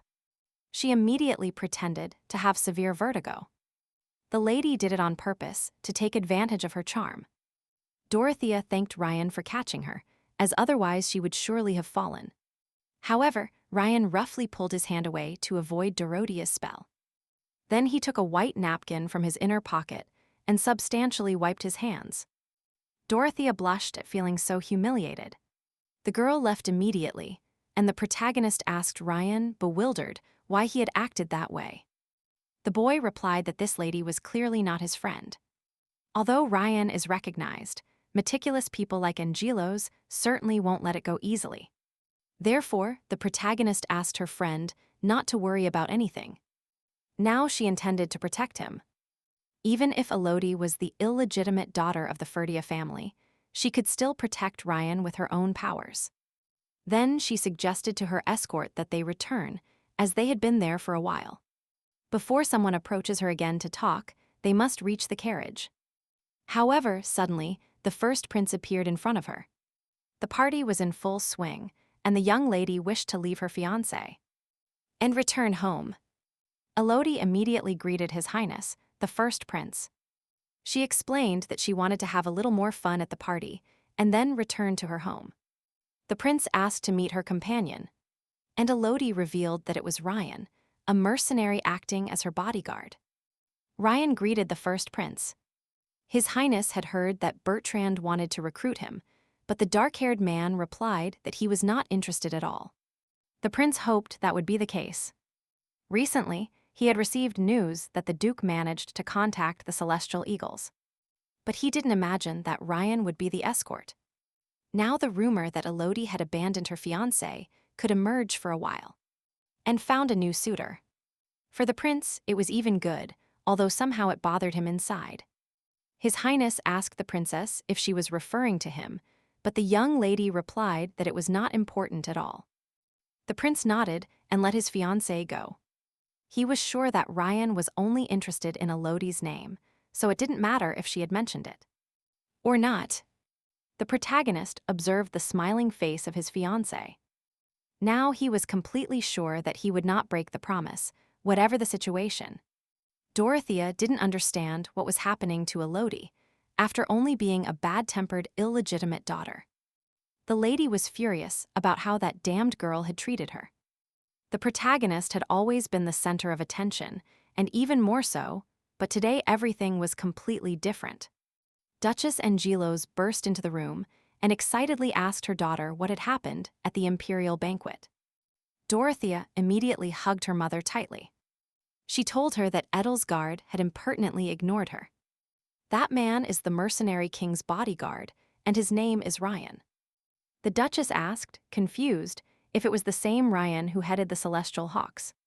And Dorothea felt. Dulcinea was indignant that a commoner dared to treat her favorite daughter like that. The woman promised not to let it go, because a dog must not bite its master. Lady Elodie definitely couldn't do anything. A few days later, Duchess Angelos, along with her daughter, visited the Duchy of Ferdia. Demis wondered what motivated her to travel all this way without even contacting her. Duchess Angelos replied that she had sent her a letter specifically. But she never answered. Her face grew cold as Dulcinea noticed that Duchess Ferdia was serving her tea. Demis clarified that he hadn't replied because the butler had categorized it as insignificant. That clearly hurt her. The woman froze the moment Duchess Ferdia commented that her recent nervousness was clearly noticeable. It is said that Duke Ferdia, due to his high-level abilities, barely ages. Demis advised her not to neglect her well-being just because she was married. By changing the subject, Duchess Angelos reported that she had come today with her daughter to get an apology from Miss Elodie. They wanted to talk to her personally. But it is very rude to be late for visits. At that very moment, Elodie apologized to the guests for her brief delay. With a warm smile, the protagonist greeted Mrs. Angelos. Elodie clarified that she was late because she didn't know about the guests' arrival to prepare in advance. But in reality, the protagonist was sure they had done it on purpose to take a little revenge on Ryan. It's good that she warned the Duchess, who has just offered tea to her daughter. Elodie accepted her mother's suggestion, remembering that Demis had asked her to call her that in front of others. However, the protagonist was sure that the woman didn't like being treated like that. Anyway, she just does what she was taught, period. Elodie clarified if the lady wished her to apologize for asking Ryan to help her stand up after tripping. Dorothea remembered that, after that, Edel's bodyguard wiped his hands with a handkerchief. As if they were dirty. The protagonist denied nothing about it. By bringing a commoner as Lady Ferdia's escort, Dorothea expected an apology. Elodie clarified that Ryan's hands were indeed dirty, and that Lady Angelos simply misunderstood. Dorothea demanded she hurry up and apologize to her immediately. Surprisingly, the protagonist immediately apologized, just in case Ryan had offended the respectable Lady Angelos. Dorothea didn't expect it, but she accepted Elodie's apologies. If that was all the guests wanted, Demis suggested having tea. From the suspicious tone of the Ferdia Duchess, Dulcinea wondered if she had added poison to the cup. She thanked her but refused. Demis calmly asked if the Duchess thought the tea was poisoned. Elodie asked her not to worry, since her mother's tea had a really excellent taste and aroma. So Mom and Mrs. Dorothea could enjoy themselves calmly. Finally, Dulcinea agreed to take a sip. The daughter also imitated her example. The protagonist asked how the tea tasted, and Duchess Angelos replied that it was very good. Elodie was happy and asked them to think for themselves. They had no reason to poison their guests in their own house. Even if they didn't like that guest, Dulcinea pointed out that they even had similar characters. And that it wasn't immediately noticeable that Elodie was not her biological daughter. Since the protagonist is an illegitimate daughter, they decided to take advantage of this fact to ridicule the Duchess. Demis, for his part, had to accept Elodie as his own daughter. Unexpectedly, Duchess Ferdia replied that, naturally, they resembled each other so much. Because Elodie was her daughter.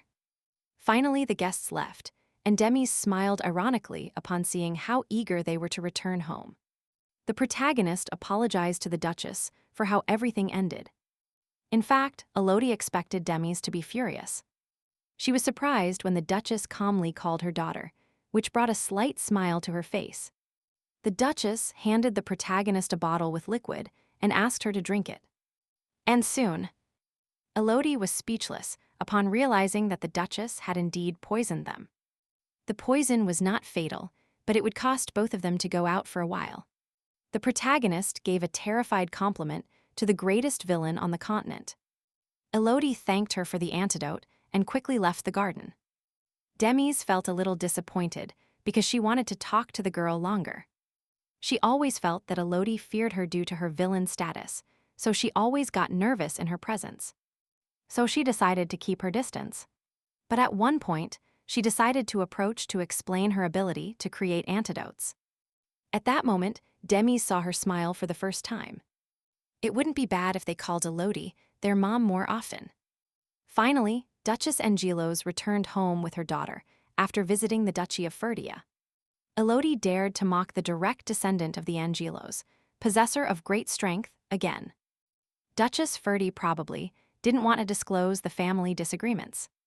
It seems being the mother of a son born with a scar on his face is not that difficult, even for the great Demis Ferdia. Dulcinea begged her daughter not to worry and to rest better. The Duchess approached the knight, who immediately became alert and asked where her husband was. He replied stunned that His Highness was receiving a guest. Dulcinea understood who it was, but wondered why her husband needed to meet with a mage. Duke Angelos noticed that his wife had returned. The Duke was perplexed to see the face of his beloved. The Duchess became alarmed as soon as Rodrigo asked her to look in the mirror. Dorothea ran into the room, shouting that something was wrong with her face. The woman looked at her son in horror, then saw her reflection in the mirror and screamed. Soon the newspaper headlines were full of the fact that Dorothea Angelos, the flower of high society, was not leaving the house. Anyway, the Duchess's skills were amazing. Even the doctors failed to find traces of poison. Suddenly, the protagonist heard a small stone land on her window and became interested. She immediately went out onto the terrace and stood still. Carl, sitting in the tree, asked if he could come in. The protagonist remembered that she had already asked him not to come and asked what he would do if she got hurt. Carl promised he wouldn't bother her and would simply sit next to her. Hearing her brother's stomach growl, Elodie agreed to let him in. Marta immediately brought several dishes so that the young Lord Ferdia could eat well. Carl asked Elodie why her annex was so solitary and uninhabited. It was because no one wanted to associate with a bad-tempered, illegitimate son. The younger brother instantly replied that he felt pity. He explained that, together with his brother, they were investigating those boys who attacked them last time under their father's order. They have currently detected magical dependency in them. Mana doesn't affect mages, but when ordinary people are exposed to it for a long time, they develop this dependency. The fact that their body reacted this way means the magic tower is involved in this. The attack happened on the road leading to the South Tower, but now the protagonist doubted whether it had been by chance. Moreover, Carl was not the target, which means someone wanted to get rid of Elodie on purpose. The protagonist decided to find out who was causing her so many problems. The problem is that magic towers in different parts of the world are independent of each other, and they cannot be combined. Elodie decided to start with the Western Tower, as she had some matters there. Ryan asked the lady about the destination of the trip, and the protagonist told him they were traveling to the Western Magic Tower. This boy is the only person who knows Elodie's secret. It would be perfectly normal to worry about the fact that someone knew about her past life. But the protagonist felt calm. From what Ryan said, the girl discovered that sometimes mercenaries are in charge of looking for people. So she decided to ask her friend if he had heard anything about a girl named Estelle. Ryan replied never. If it's true, it means this boy didn't move into the book, as the protagonist once did. Elodie asked him to look for that girl, describing that she had brown hair. pale eyes, and was 2 years older than her. Probably Estelle was in a shelter now, but the book didn't mention her name or where she was located. Upon arriving at the place, the protagonist decided to leave the search for Estelle to the mercenary and focus on important matters. Elodie approached the mage and told him she wanted to invest the entire amount in his previous investments. The mage excitedly looked at the gold coins and said he would take care of everything immediately. As soon as Elodie signed all the documents, the hero was surprised to see the name Lily Arsel. Since that was everything, the protagonist could leave. With magic, everything became much simpler, because now everything is processed quickly. And there is no need to wait. Elodie decided to take a look, but suddenly saw Ryan talking to a stranger. It turned out that the mercenary didn't know that person, who was looking for someone. The protagonist froze when Ryan added that this girl was named Lily Arsel. One of the mages immediately exclaimed that he had found that girl, making the protagonist's heart race with fear. Ryan approached Elodie and asked what they would do. After thinking about it, the protagonist suggested fleeing when the mages surrounded them on all sides. However, the mercenary suggested killing them all. The mage apologized upon seeing the sword and explained that they were just impatient. He asked her to accompany them because the mage of the magic tower was looking for her. The mage's expression was as if Edel should feel proud, be quiet, and accept such an honor. The protagonist wondered if all the mages of the towers treated their investors like this. The mage immediately apologized for his behavior. However, Edel decided to meet with the sovereign. They were taken to the top of the magic tower and asked to relax while waiting for the mage. But the protagonist wasn't foolish enough to relax in an unfamiliar place. She came here to find out something about the attack, but she didn't even imagine she would meet the tower's mage. Seeing the girl reaching for the cookies, Ryan advised her not to eat them. But Edel calmly swallowed them and told him not to worry, as they were not poisoned. Ryan, bewildered, asked her not to act lightly or do anything dangerous. At that moment, a boy with pink hair entered the room. The protagonist couldn't help herself and called him baby. The boy got angry instantly and shouted that she was rude. Then he proudly introduced himself as Isida and assured that he was the mage of the Western Magic Tower. Edel wondered how it happened that a boy ended up being the tower's mage. But anyway, she asked the respected ruler of the tower why he had called her so modestly to the meeting. Isida liked the way the young lady spoke. The boy knew that she was the one who invested money in Elby, so he called him over to talk about his magical tools. Edel was the first to trust him, so Isida asked her why she did that.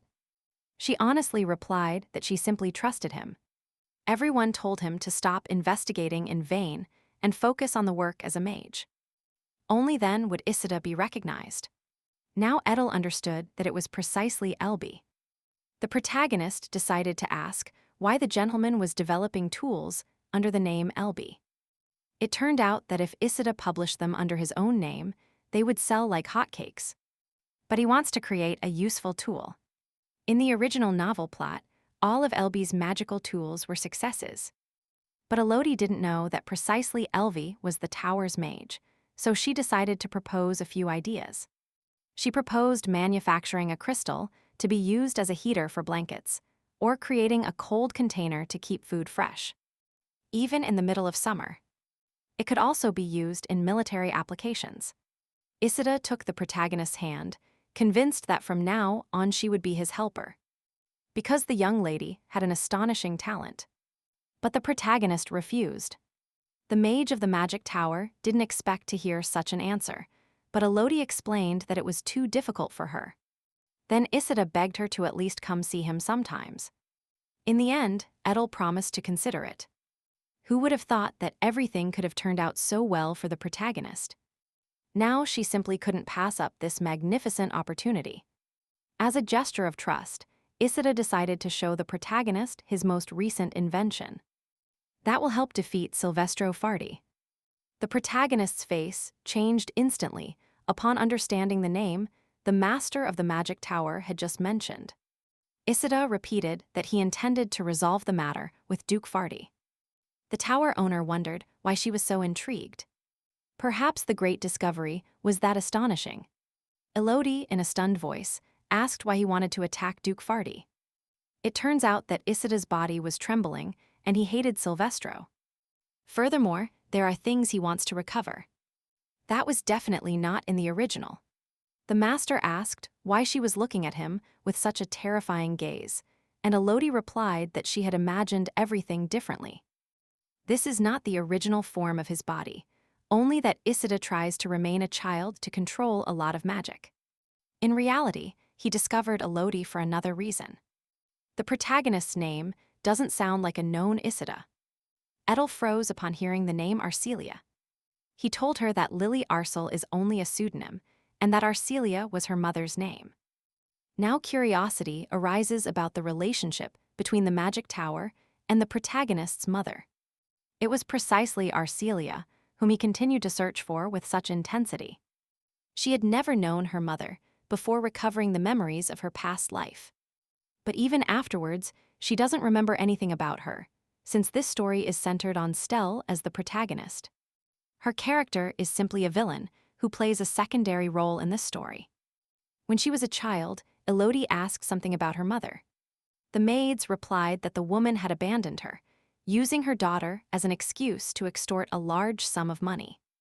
But if she intended to extort money, why was she sent to the Ferdia family? And not to her biological father, Severes. Now Isida has noticed that the lady looks like her mother. Since the young lady has never met her, the gentleman proposed visiting her later to recover her memory. Isida called her by her pseudonym until the end, probably wishing not to mention her real name.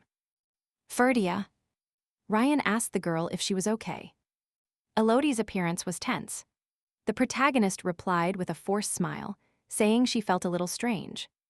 She thought everything was fine now. However, sadness and resentment towards her mother for abandoning her grew inside her.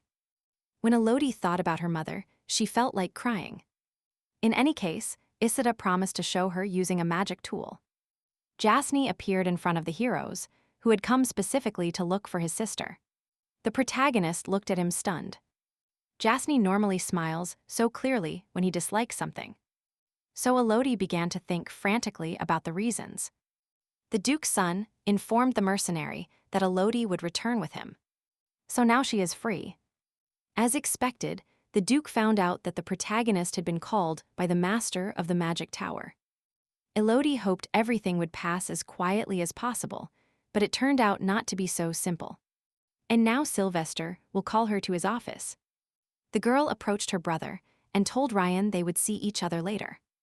The dark-haired man said goodbye to her in response. The Duke already knew there was chaos in the Western Magic Tower. He ordered Elodie to immediately explain why she had met with the master of the Magic Tower and what they talked about. The protagonist was called, as expected. Sylvester promised he wouldn't get angry. The protagonist recounted that, according to Isida's information, the father was a despicable womanizer who needed to be eliminated urgently. Although the Duke promised not to get angry, his reaction on his face says it all. To defeat the father, the gentleman specifically creates a secret magical instrument. Isida also wants to recover something. Sylvester calmly replied that it was the relic of Ferdy, a family with a centuries-old history. The Duke asked not to worry about that. However, it was now convenient for Elodie to stay away from the master of the magic tower. Then, surprisingly, the man proposed to his daughter to move all her things to the main building. That is, he proposed that she move into the family mansion. Sylvester left her alone, but quite some time had passed. Elodie suspected that everything was due to her behavior, which had changed quite a bit lately. In the past, she wanted to return to the estate. The protagonist remembered a moment from the past, when the maids made fun of her for wishing to return to the small palace. The girl should only be grateful that they allowed her to live in a separate building. It got to the point that Elodie started to believe their words. The maids also commented that the girl's mother had probably gone abroad, taking advantage of all the benefits. Although relations with the Duke's family have changed a lot lately, Elodie has not yet won their affection. She will always be an outsider here. So the young lady thanked her for the proposal, but rejected it. If the truth came out, they would undoubtedly abandon her, because she is not a real family member. The protagonist felt irritation grow upon hearing for the umpteenth time that they called her little sister. Elodie reminded Carl that she had already asked him several times not to come to the annex. The boy became interested in whether she would go out for a walk today, but the girl was already getting ready to leave. Then, Carl showed her a popular accessory among girls her age. The brooch turned out quite cute, and Elodie even started to think her brother had a girlfriend. Since his sister liked it, Carl proposed giving it to her. Elodie didn't understand why he gave it to her and intended to ask. However, Carl disappeared as if by magic. He simply vanished, leaving the girls perplexed. Elodie told Ryan that Carl only acted that way in the secondary wing, and it was unthinkable to imagine what might happen in the main building. He constantly pursued her. Although the girl liked cats, this one was getting on her nerves. Upon arriving at their destination, the mercenary helped the young lady get out of the carriage, offering her his hand. Elodie asked confusedly if she hadn't asked for a secluded place. This place was too big. However, Ryan told her that there were many empty rooms in the mercenary base, surprising the young lady with that information. Elodie asked if they wouldn't bother them. But Ryan reassured her, as in that place no one would dare disobey his orders. He also warned that there might be disorder and chaos in the rooms.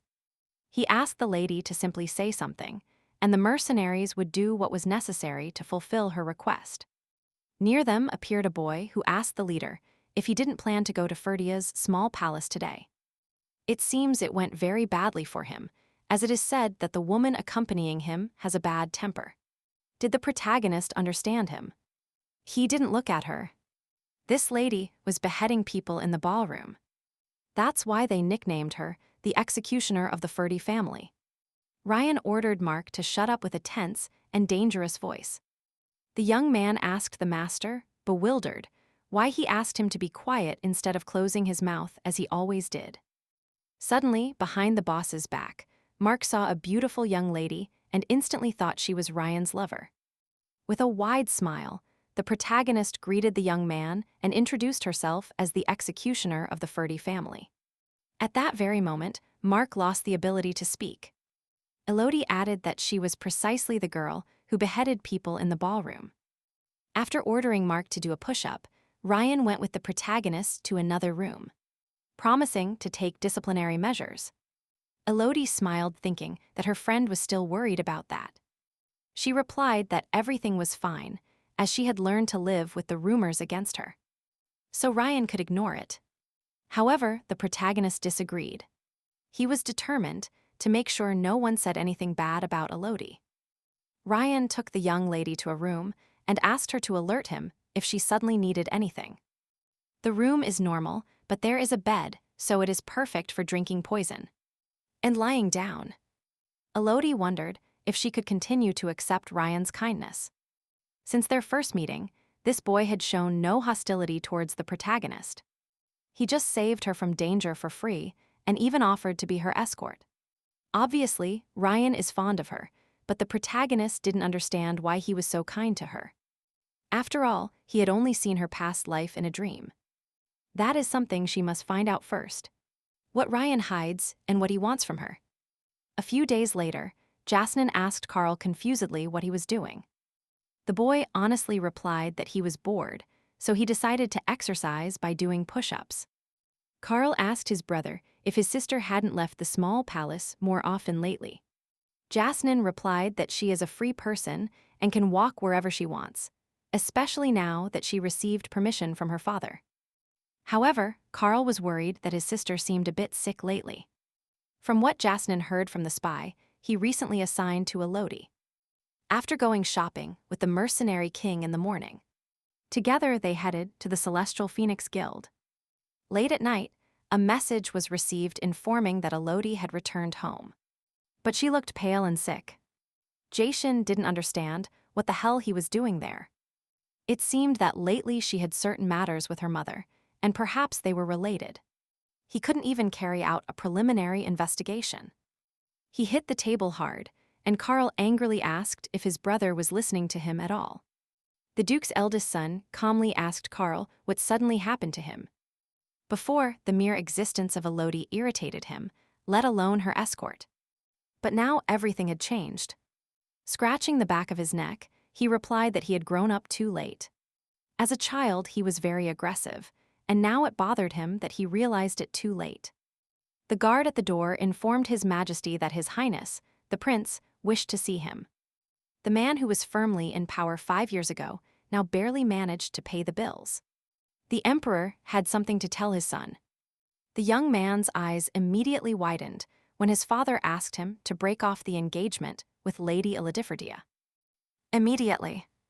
He didn't understand why the father suddenly decided to ask for such a thing. After the protagonist's mother passed away, the second empress and the second prince quickly gained the support of the aristocrats. But the Ferdia family was too uncontrollable for one person to dominate. It wasn't that the first prince didn't understand exactly what his father was trying to communicate to him at that moment. The emperor proposed that the son get engaged to the law of Angelos, because with that family, it would be much easier to manage. The first prince clenched his hands into fists, but promised he would consider it. A maid entered the room and informed His Majesty that the second empress had come to see him. Salvatrica immediately entered with a tray in her hands, on which was medicine for His Majesty. The first prince nodded towards the second empress as a greeting. With a worried tone, Salvatrica said that she absolutely did not intend to interrupt the conversation between the father and the son. The second empress approached the emperor, and with a mysterious smile on her face, she asked him to drink all the medicine to the end. Mark asked the leader what his relationship was with Lady Lily. Noticing the mercenary king's severe gaze, the boy replied, scared that the lady herself allowed him to be spoken to like that. However, Ryan didn't listen and simply used his strength. A subordinate of the mercenary king entered the room and reported that he had an urgent report. Ryan allowed him to speak while Mark stood in a prone position. Standing on his head, the counselor spoke about large, 4th and 5th level monsters that appear in large groups in the Lebanon forest. Since it is a small forest, no one ever appears there except for 1st level monsters. Ryan ordered an investigation. He tensed up upon realizing that they had already started to act. Looking out the window, the protagonist noticed mercenaries who seemed busy and were clearly preparing for something. She felt pity, as she shouldn't overburden Ryan with extra tasks when he was already too busy. Several days ago, the young lady had asked him to find Estelle. This woman was the protagonist of the novel, but Elodie doubted that the mercenaries could find her with a vague description. She probably no longer uses the name Estelle. However, the main scene of the original novel is Somnia, the capital of Valenty. Searching for Stelle must be done carefully. Looking at several vials of poisons on the table, the protagonist considered the possibility of quietly preparing an antidote. The knight did his best to stop the woman, who intended to enter Elodie's room. However, Duchess Ferdia coldly asked, could a mother's visit to her daughter be a problem?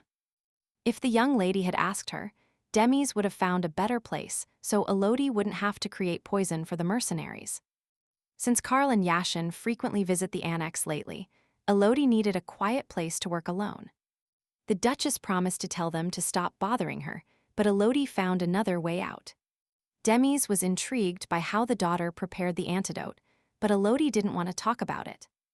Today, she only plans to chat with her for a while, as she was close by anyway. The Duchess knocked on the door, but no one answered, which left her still. Fear paralyzed her whole body as the mercenary tried to stop the lady at all costs. But Demis pulled the door open and immediately noticed a toxic smell permeating the entire room. A person without immunity to poisons would feel pain just by breathing that smell. She herself had told her not to overdo it. Elodie was so tired that she simply fell asleep. Suddenly, a horrible premonition overwhelmed Demis, and she looked fearfully at the sleeping young lady. In her mind, Elodie's words appeared, that she designed the antidote herself. Putting all the pieces together, everything became clear to Demis. The protagonist slowly opened her eyes and instantly heard a familiar female voice. She was horrified to realize that the lady was sitting next to her. The Duchess didn't call a doctor on purpose because she thought Elodie would like to hide it. Even though the girl seemed to have died, the protagonist was completely disoriented. But she promised to explain everything. However, Demi's guessed on her own that Elodie needed to drink the poison, and only then could she prepare the antidote. The Duchess didn't know that and asked to prepare many antidotes. But now their relationship had come to an end. Although Demi's needed a competent pharmacist, poisoning her own child was not her hobby. The woman decided to ask the girl why she needed so much money. She didn't expect to hear that Elodie urgently needed to leave home and be independent. From the very moment Elodie suddenly behaved distinctly differently from the villain and moved to the annex, those ideas were born in her. No matter how Jasny and Carl behaved, Elodie always acted quite distant. She probably made that decision from the moment she approached her for the first time and spoke without hesitation. She was already planning to leave home at that time. If it weren't for the promise not to meddle in Elodie's affairs, the Duchess would have been interested in how their relationships would have gone. Although he had already broken the promise by closing a deal with Elodie, it seems this is not yet known. Demi's expressed her support for Elodie's desire to be independent, as she will soon come of age. The protagonist apologized for not telling everything sooner. The Duchess understood that Elodie was not comfortable being with them. So from now on, she would have to do everything possible to make the young lady feel more comfortable. Elodie failed to hide her surprise. Demi's informed the young lady that it was now time to return home. Now the protagonist had lost her job, or rather, her only client. In a precarious situation, and without resources to survive, Elodie would not survive if it were discovered that she is not her biological daughter. She murmured that she did not want to die. And suddenly Carl asked why she would do something like that. Surprised by the unexpected question, the young lady asked her brother confusedly why he was approaching her like that. Instead of answering, Carl asked why she was home today. When she used to spend every day with Ryan, the protagonist asked him to stop sneaking up on her. She indignantly demanded that he get to the point quickly. Carl reminded his sister about the family dinner today, which the protagonist had completely forgotten. The young man also mentioned that their mother invited them to dinner at a restaurant. Shortly after, the entire Ferdia family arrived at the place. It was impossible to describe how much Elodie wanted to go home. Carl suggested to his sister that they walk hand in hand, but she refused, and suddenly a passing man pushed her. Losing her balance, Elodie fell into Jasny's arms. Carl, angry, demanded that the man with horns apologize to the lady immediately, or else he would gouge out his eyes. Elodie looked at her brother fearfully. Someone should have stopped him immediately. However, the Duke supported his son. Jasny asked Carl to stop acting like that, and the protagonist was glad to have at least one normal person nearby. But the next instant, the Duke's firstborn coldly said that he would take care of it himself. This family was completely crazy. The Duchess asked the girl what she wanted to do with him, and Elodie replied that he had only brushed her shoulder. Demi's immediately asked if she wanted to cut off his shoulder. The others also began to suggest their methods of revenge, and Elodie even felt pity for that man. The protagonist did not want to create an unnecessary scandal, so she proposed simply moving on. Carl didn't know which family the horned one belonged to, but he ordered him to behave well. Today, Elodie managed to save a person's life, although a bad feeling wouldn't stop chasing her. As the whole family sat down at the table, a known man approached them. Duke Angelos noticed Sylvester, who apparently wanted to dine with his family in this cozy place. Rodrigo was surprisingly talkative. The Duchess asked the Duke how Dulcinea was doing. The man explained that since the last time they saw each other, his wife hadn't been well. Demi's asked them to send regards. The Duke promised to fulfill her request. With a cunning smile, Demi's expressed her concern, as it could be some contagious disease. But if everything was fine, they could see each other soon at the Ishtar temple meeting. Elodie paid attention to the man standing next to Duke Angelos. From his appearance, one could deduce that he was a mage. Something didn't fit. That's why the protagonist had the feeling that he was intentionally avoiding her gaze. Elodie informed Duke Angelos that she had never seen the person standing behind him. Rodrigo explained that he had hired this mage shortly before. The protagonist apologized for her lack of tact. The Duke replied that she could ask if she was interested. In that case, Elodie decided to ask which magic tower this mage belonged to. But the hooded man did not want to reveal his affiliation to someone he had just met. Rodrigo apologized for his guest's mistake and asked the kind and friendly Miss Elodia to forgive him. The young lady accepted, and the Duke announced that they would see each other on the day of the meeting at Ishtar's temple. It seemed strange that Rodrigo bowed his head to someone he himself had hired. Now Elodia will have to go to Ryan with a new task. The maid informed Lady Dorothea that all members of the Ferdia family had dinner and quietly retired. Passing by, Trocul's mink accidentally pushed Lady Elodia, and both young lords immediately attacked him to defend her. Due to the exaggerated rumors, many began to say that even the Duke of Ferdia defended his illegitimate daughter. Dorothea was speechless upon hearing the news. She ordered that she be notified when the new servants arrived. The maid left her mistress's room and immediately heard the lady's howl of anger. Dorothea couldn't show herself to anyone because of her spoiled skin, while that brazen girl was having dinner in a restaurant. The Duke entered the room and called his daughter. The young lady ran to him and asked him with lament when the next doctor would arrive.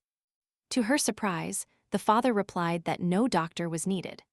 He asked her to prepare, as an invitation had arrived for a meeting at Ishtar's temple.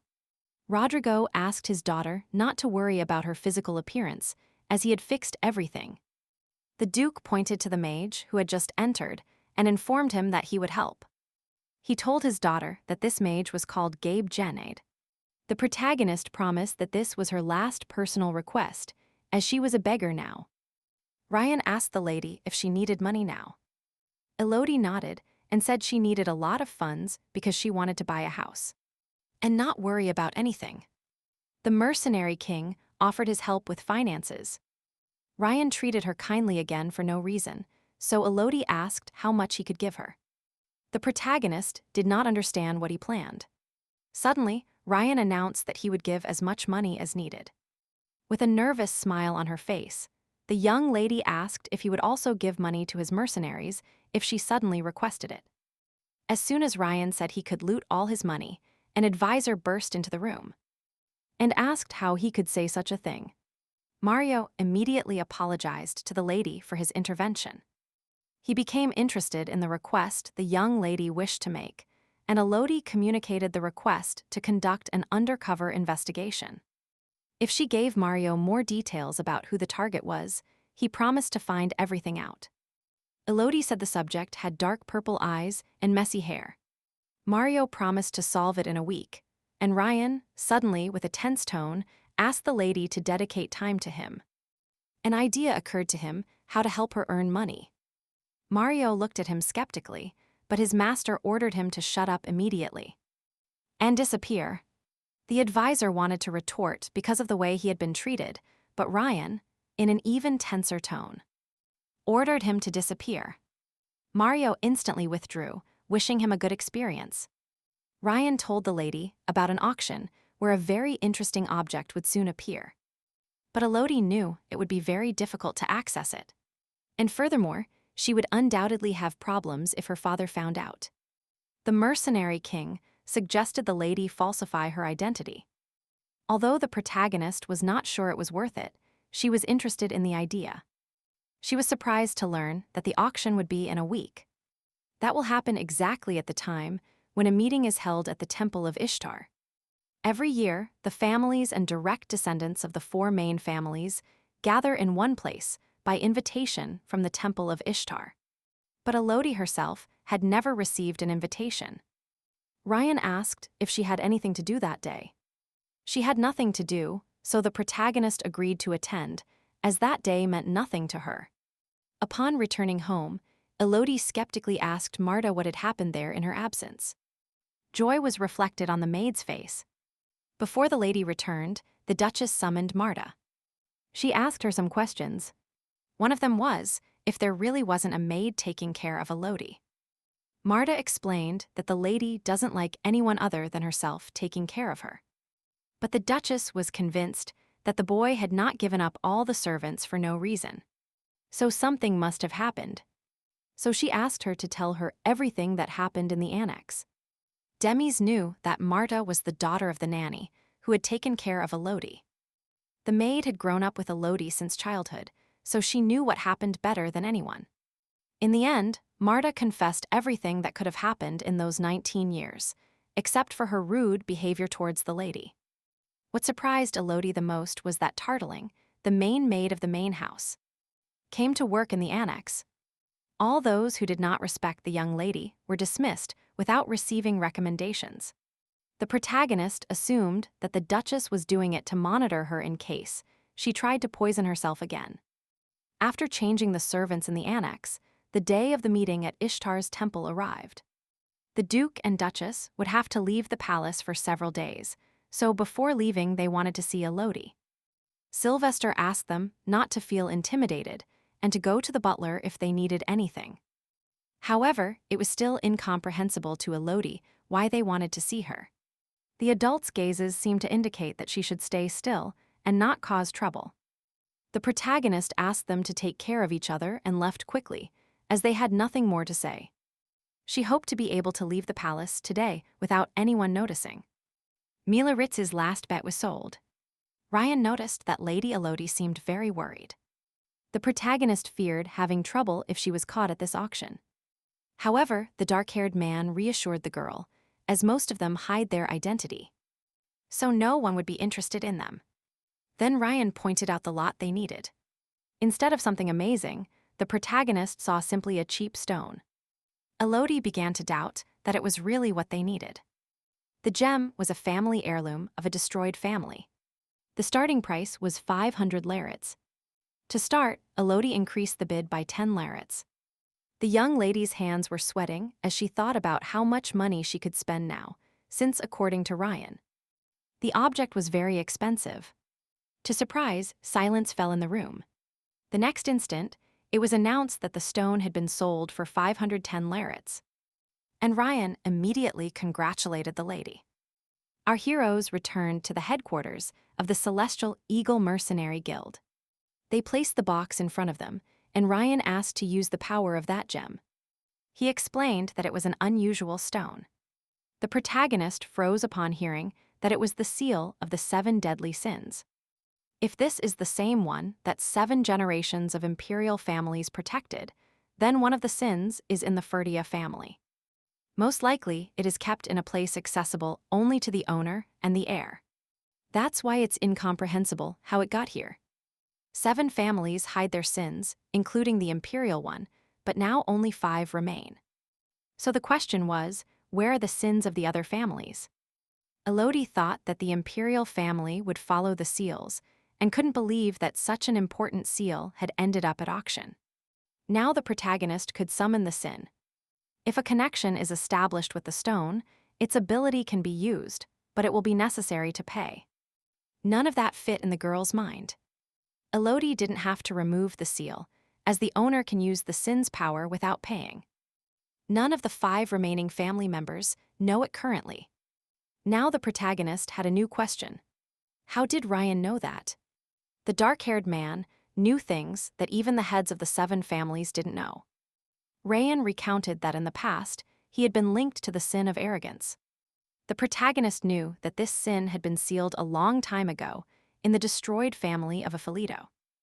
It turns out that this stone from the auction had also been sealed by another destroyed family, the Villainous. It could be the sin of greed. Elodie was skeptical when asking the dark-haired man if he would ever tell her everything he was hiding. Ryan promised to do so someday. As soon as the protagonist decided to touch the stone, it began to shine intensely. Something she absolutely did not expect. The girl started being pulled away, and at the last moment she saw Ryan's worried face. Reaching out his hand towards her, She reached out to him in response. However, the next instant, she found herself completely in another place. The protagonist started looking around, completely bewildered about how to get out of there. A little black fox suddenly appeared in front of her. She froze when the little one started talking and revealed that he was the sin of greed.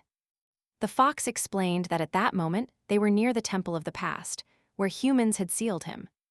Elodie began to fear that she would never be able to get out of there and stay there forever. However, she quickly composed herself and proposed a deal to the sin of greed. At that moment, she needed his strength. The fox stared at her and asked if she would be able to pay. However, Elodie was not easy to trick, as she possessed the mark of the sin, so he was her servant. The girl proposed to train and asked the little one to give her his paw first. Reluctantly, the sin of greed offered his paw, and thus they managed to seal the deal, making Elodie his owner. Now she just had to follow the fox. The protagonist immediately picked him up and proposed escaping together. Greed didn't understand why this man smelled like his master. At that precise moment, in the great temple of Ishtar, the priest announced to all the representatives of the great families gathered that they had received a prophecy. The goddess Ishtar conveyed that, when the world was plunged into darkness and humanity fell into deep misfortune, a savior would descend from heaven. At that instant, someone fell into the water, leaving everyone surprised and paralyzed. The protagonist looked at the priest stunned, barely understanding where she had suddenly been transported. She couldn't believe they had transported her to Ishtar's temple. The priests began to think that the goddess had sent them the savior, but Duke Ferdia revealed that it was his daughter. He picked her up and coldly announced that for today it was over. The Duke and Duchess promised Elodie that they would return later. Meanwhile, she should shower and rest. Before leaving, Sylvester told his daughter that they would resume the conversation immediately after changing clothes. But Elodie took it as a sign that the Duke now intended to kill her for what happened. As soon as she saw the fox, the protagonist angrily reproached him for where he had been all this time. Greed replied that he had been with her the whole time and didn't understand why they had suddenly been transported to the temple. Elodie remembered that in mythology, the goddesses Urkel and Ishtar are sisters, but their relationship is tense between them. If the sin of greed was not involved in this transfer, then it was Ishtar's doing. It occurred to the protagonist that Ryan is very worried about her, but perhaps he wasn't as anguished as she thought. The Duchess knocked on the door and called Elodie, but no one answered on the other side. The woman tensed up, but the door opened and the protagonist appeared in the threshold. Carl, uneasy, asked his sister why it took her so long to open, as he already thought something had happened. Elodie replied that she had simply fallen asleep. But in reality, the sin of greed did not want to hide in the stone again. Because of that damned puppy, she almost got into trouble. From the Duchess, she learned that the prayer meeting was postponed, and they would be notified when the temple chose a date. However, for Elodie nothing will change, because she is still part of the Ferdia family. Meanwhile, in the mercenary guild, Mario asked the captain how Lady Elodie could have disappeared. Ryan ordered the advisor to find her immediately. He could even search the entire continent if necessary. As soon as the Ferdia family sat down at the table, Sylvester asked Elodie to explain what happened. The protagonist mentally told herself to calm down, as she already had an excuse thought up in advance. She told her father that she had been with Ryan this whole time, but suddenly she was transported and woke up in the temple. Elodie froze when the sin of greed asked her if they wouldn't believe her. The Duke didn't understand how it happened, and the Duchess became interested if the young lady had any suggestion. The sin told her that only she could hear his voice, and the young lady replied to her parents that she had no idea. After the meeting began, no one can enter or leave the temple. With a smile on his face, Jasny suggested that his Elodie might really be the child of the prophecy. The priests entered the banquet hall and announced that the prayer would resume in an hour. So they would have to approach the spring. The high priest indicated that the savior must also be present at the prayer, referring to Miss Elodie. Dorothea didn't understand why Lady Ferdia had forgotten her here. Rodrigo suggested that the Duke might have used his influence so that his daughter could join the prayer. It is also possible that Elodie Ferdia bribed the priests. The protagonist never imagined attending the meeting of Ishtar's temple. As expected, the Imperial family and the four great families gathered together. However, Elodie knew perfectly well that she could not prove that she was the true daughter of Duke Severx. Dorothea approached the protagonist and disdainfully told her that she did not expect to see her here. It seems there are no side effects, not even a rash, and Dorothea's face was flawless. The sin of greed told Elodie that this girl was using illusion magic. And the intermediaries are the earrings she wears. Meanwhile, Dorothea commented that Duke Ferdia evidently takes great care of his daughter, considering that she managed to access the spring. The lady feared that if it spread, people would look at Miss Elodie with disdain. She froze when Elodie asked if her words reflected the position of the Angelos family. The assertion that the Ferdia family and the temple had made a pact, the protagonist could not ignore it. Elodie immediately asked her father to grant her permission to deal with the matter. Sylvester allowed her to act as she wished. Dorothea anxiously asked Lady Ferdia if there was any proof of her innocence. She clenched her fists when Elodie asked her if she had evidence for the charges. As expected, Dorothea had nothing, although she believed that a pact could not be ruled out. With the power the Ferdia family has, it would be easy to allow Miss Elodie access to the temple. If Miss Dorothea didn't believe it, Elodie had no choice but to ask the high priest to confirm her words. Suddenly, Rodrigo put his hand on his daughter's shoulder and asked her to apologize immediately. The young lady was surprised, and the Duke, with a cold tone, asked her if it hadn't been rude of her. Dorothea immediately lowered her head and apologized for her absurd assumptions about the Ferdia family. However, the protagonist would rather receive a gift than simple apologies. She had been thinking about Miss Dorothea's earrings for a long time, which were very beautiful. So, Elodie asked Lady Angelos if she could give them to her. Duchess Angelos immediately intervened and offered Miss Elodie her own earrings. The sin of greed informed the heroine that Salvatrica's cursed object is in a ring. The woman informed the young lady that she would give her her earrings. The protagonist took them in her hands and accidentally dropped them on the floor. She immediately put on a guilty face, as if it had been completely accidental.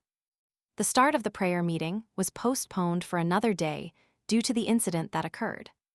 After the members of the Angelos family ran out of the prayer hall, the priests had no choice but to wait for them.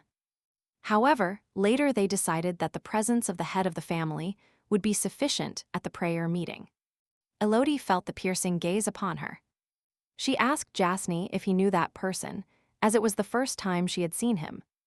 It turns out this man is called Felix Hickelmay, and he is an assistant in the Severx house. It is natural that Elodie sees him for the first time, as he is almost always in the Hickelmay county. If Felix is Duke Severx's nephew, then Elodie must be his cousin. The protagonist hesitated whether she should inform him. Little was known about Duke Severx, but he was named Duke before turning 20. But 20 years ago he stopped communicating, and now it is rumored that he is in a coma. Before that, Duke Severx told those around him about the protagonist's mother. Maybe Elodie could be recognized as Duke Severx's daughter. Finally, all 7 deadly sins are sealed, and peace has returned to the land. According to the goddess's plan, the first priest proposed starting the seal review. The heads of the families had to present their sealed stones. The first priest wanted to confirm that the seals imposed by the goddess Ishtar were still sealed. Suddenly, Elodie felt heat in the stone she kept in the hidden pocket of her dress. The first priest's eyes immediately opened. Jasny gently took Elodie's hand and told her that if she was nervous, he could hold it.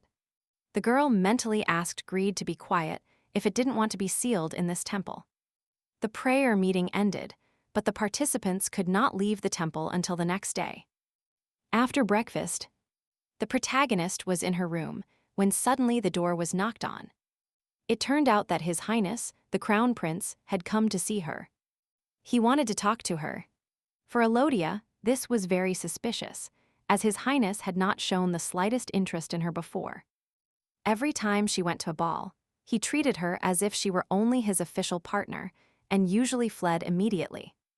The prince asked how she had arrived at the temple, but the protagonist had no intention of answering. If one thought about it, it was possible that His Highness had come specifically to talk about breaking off the engagement. She would always dedicate time to that conversation. The prince asked if it was true that she wanted so much to break off the engagement with him. Hate confirmed it enthusiastically. Then, the prince asked if she hated him so much. The protagonist knew that His Highness disliked her. Breaking off this engagement would be beneficial both for the crown prince himself and for the protagonist. He promised to seriously consider ending this promise, as he saw how desperate the girl was for it. Elodie didn't care about being empress anyway, so she didn't need to cling to that promise. According to the original, Estelle will be adopted 3 years later, and the first prince will fall in love with her at first sight. Elodie hoped that his future wife would be to her liking. The next day, they were finally able to leave the holy temple. It seemed that the high priest wanted to tell Elodie something, but the Ferdia family surrounded her and led her out of the temple. There was a feeling that upon arriving at the place, they would forbid her from leaving. However, Elodie asked her father for permission to visit the mercenary guild. But the head did not authorize it. Last time she was attacked, and this time she appeared at the temple without warning. So it was best to postpone the visits. Elodie planned to try to convince her parents, but unexpectedly, Janshi offered to accompany her. Faced with this, the Duke gave his permission. When Elodie arrived at the guild, she immediately asked where Ryan was. It turned out that the boss was not there because he was looking for Mrs. Ferdia. The protagonist understood that she had to inform him as soon as possible that she was fine and that there was no reason to worry. Now she just had to find out where he was. As soon as Elodie stepped onto the street, she was passionately hugged. Ryan confessed in a low voice that he had been very scared, as he thought he had lost her again. Elodie didn't even suspect how nervous he had been the whole time.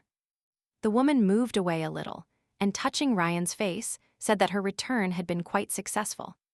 But now she wanted even more to find out what he was trying to hide from her. Jasny was glad to have come as an escort. With a smile, he asked Ryan if he could let go of his sister now.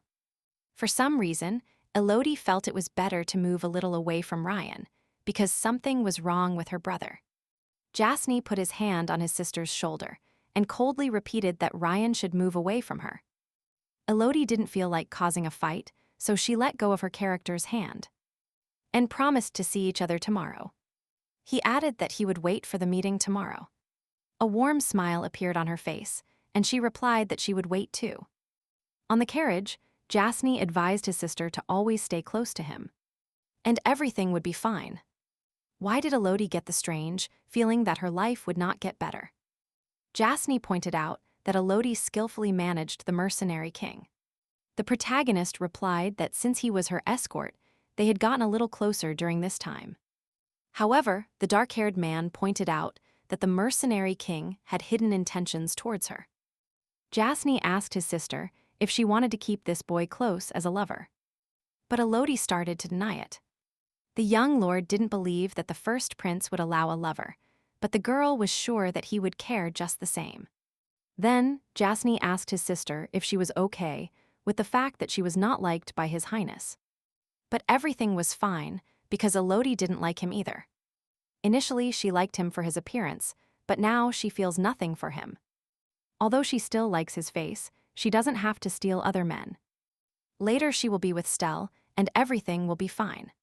Suddenly, Jasny suggested helping to break off the marriage promise with the prince, which left the protagonist very surprised. Surprise appeared on the young lord's face when Elodie replied that she had already agreed to cut ties with the prince. The protagonist didn't understand if Jasny considered her like that now, because of what happened in the garden. In recent days, he has been behaving strangely, as if he has something in mind. She knew that Ryan harbored special feelings for her, as it was impossible not to notice them. However, these feelings are not like those of a lover. They are difficult to describe and are perhaps related to Ryan's secret. Therefore, Elodie asked her brother to conduct an investigation and find out Ryan's past. In front of the mercenary headquarters, observing their captain, the subordinates were sure that someone had eaten him. The way he behaved upon seeing the lady indicated that this was impossible. Ryan turned around and ordered them to immediately return to their tasks. Mario poked his head out from behind the bush and indignantly asked them to return their captain, since they only obeyed him. The mercenary king approached his subordinates and, in a terrifying tone, suggested that they wanted to lose their heads. The next day, after leaving the temple, nothing unusual happened. But in reality, Elodie thought that the priests would go to the duke's house to look for her and cause a scandal. But it wasn't like that if you looked at the newspaper headlines. There was nothing there either. Seeing that the sin of greed wanted to knock over the statuette, the protagonist asked him to be careful. The door burst open and Marta appeared in the threshold, excited. She heard something break in the room and froze when she saw the black fox in the center. The maid immediately asked the lady where he had come from. The protagonist explained, bewildered, that she had taken him because he was very cute. Marta wanted to kiss the baby and asked the lady if she had already given him a name. Upon receiving a negative answer, the maid indignantly asked how the adorable little one still hadn't been named. After a while, Lady Ferdia was ready to set off on the journey. She told the sin that she could not call her greed in the presence of others, so it would be necessary to invent another name. The little fox suggested calling himself Black Dragon. Elodie laughed tensely and suggested her own proposal, Little Black. The protagonist froze when, right in front of her and near the carriage, she recognized a known person. Brian smiled warmly and greeted the lady. He helped her into the carriage, and the young lady proposed discussing it at the guild. As soon as they arrived, Elodie explained that upon touching the seal she was immediately transported to an ancient temple. However, it paid off, as the young lady managed to achieve her goal. As soon as he touched the stone, a black paper appeared in front of Ryan, and he proudly introduced himself. The dark-haired man told the lady that the most important thing now was to learn how to use her ability to her advantage. But Elodie still didn't know what the power of that sin consisted of. It turned out that with his eye, this creature can identify the value of any object. The sin of greed was surprised when the protagonist compared him to a goose that lays golden eggs. The ability is good, as it allows earning money quickly without having sufficient initial capital. Elodie decided to ask how long she could use that ability. She froze when the sin told her that 3 seconds a week. That was too little. So the fox proposed signing a contract with him so that the girl could use the ability longer. Suddenly, Ryan approached, closed Elodie's eyes, and asked her not to give in to the sin's temptation. It is one of the 7 beings that tried to destroy the world, although now this fox does not seem like it. The dark-haired man asked that the appearance of the sin should not deceive the lady. The girl moved Ryan's hand away and promised to watch over him if the sin tried to cross the line. She was a little surprised when Ryan suddenly approached her. Anyway, one could try to use his ability if one already knows how it works. Therefore, Elodie proposed to Ryan to go to the auction hall where they had been last time. On the way, the sin of greed talked constantly. So Ryan offered to teach her if the lady wished so. Suddenly, the mercenary king noticed that someone was following him. However, the goal is protection, not murder. So the young lady doesn't need to worry. Probably, some high-ranking character attended the auction house. Elodie had to be careful. That's why she proposed to the boy to quickly check the ability and leave immediately. However, the protagonist did not expect at all that among the auction attendees she would recognize the second prince. Probably, Belfort still believes that she is interested in him. Anyway, it is dark inside the auction house. And besides, it is unlikely that the prince will turn around, so nothing bad will happen. Elodie just has to use her greedy eye and leave immediately. She couldn't believe that valuing any object was that simple. All the information appeared as if it were a system, but it disappeared in 3 seconds. Anyway, she understood that it was a big prize. Since no one had properly valued that ring, the protagonist could not pass up such an opportunity. Both, at the same time as the second prince, bid 520 laritos. Belfort immediately turned around and looked at the lady in surprise. A few hours ago, he was mortally bored by her. His teacher kept talking, which irritated Belfort more with every minute. His mother constantly insisted that he must become emperor at all costs. But now it is getting more and more difficult for him to meet his mother's expectations. He must become emperor, and then she can do whatever she pleases. Without listening to boring lessons, Beltran decided to read the newspaper. He read the news about Dorothea and that incident at the prayer meeting.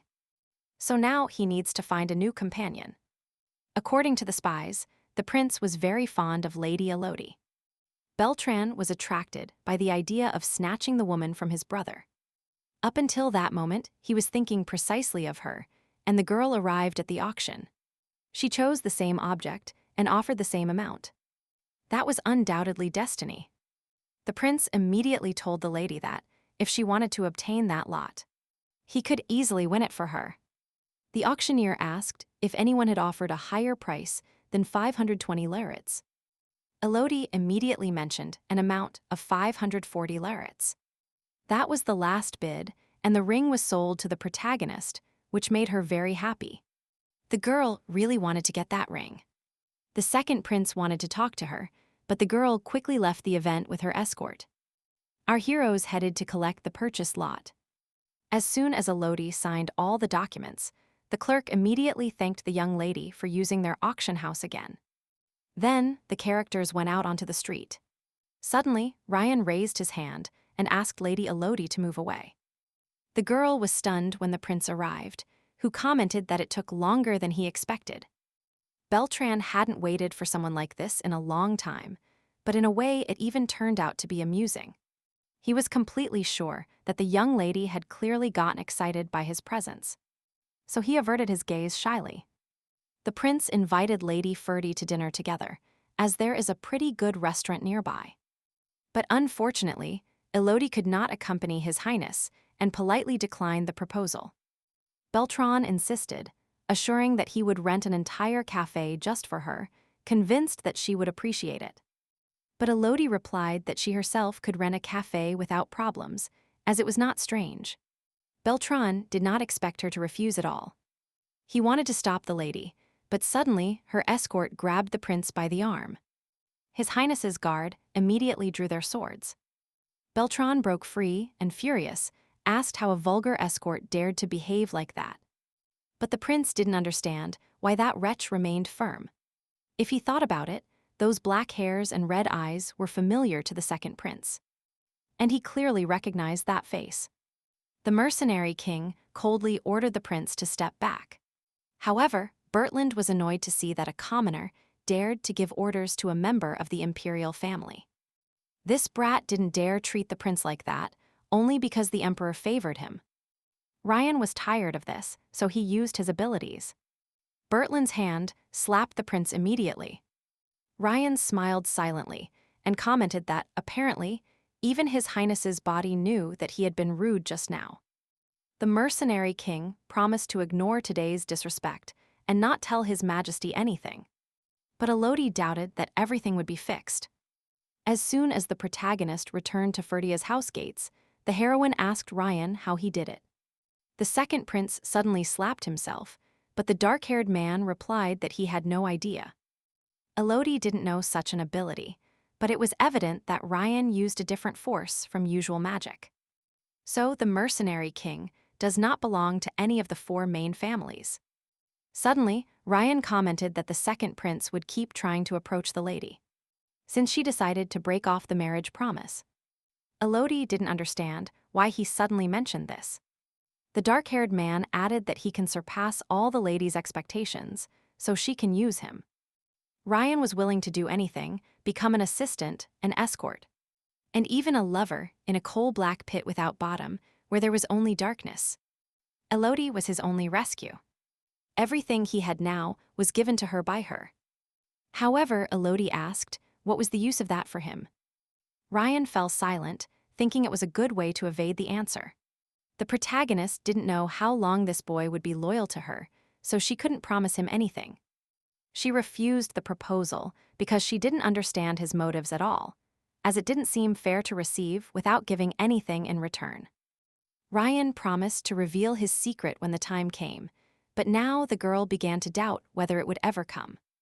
However, Elodie asked him not to debase himself. No one can treat him as they please, not even himself. As soon as the protagonist returned to the room, Marta greeted her and told her that she had received 3 letters.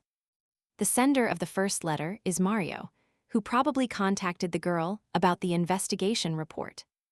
The second message came from the mage Elby, who promised to get in touch as soon as he finished studying the magical device.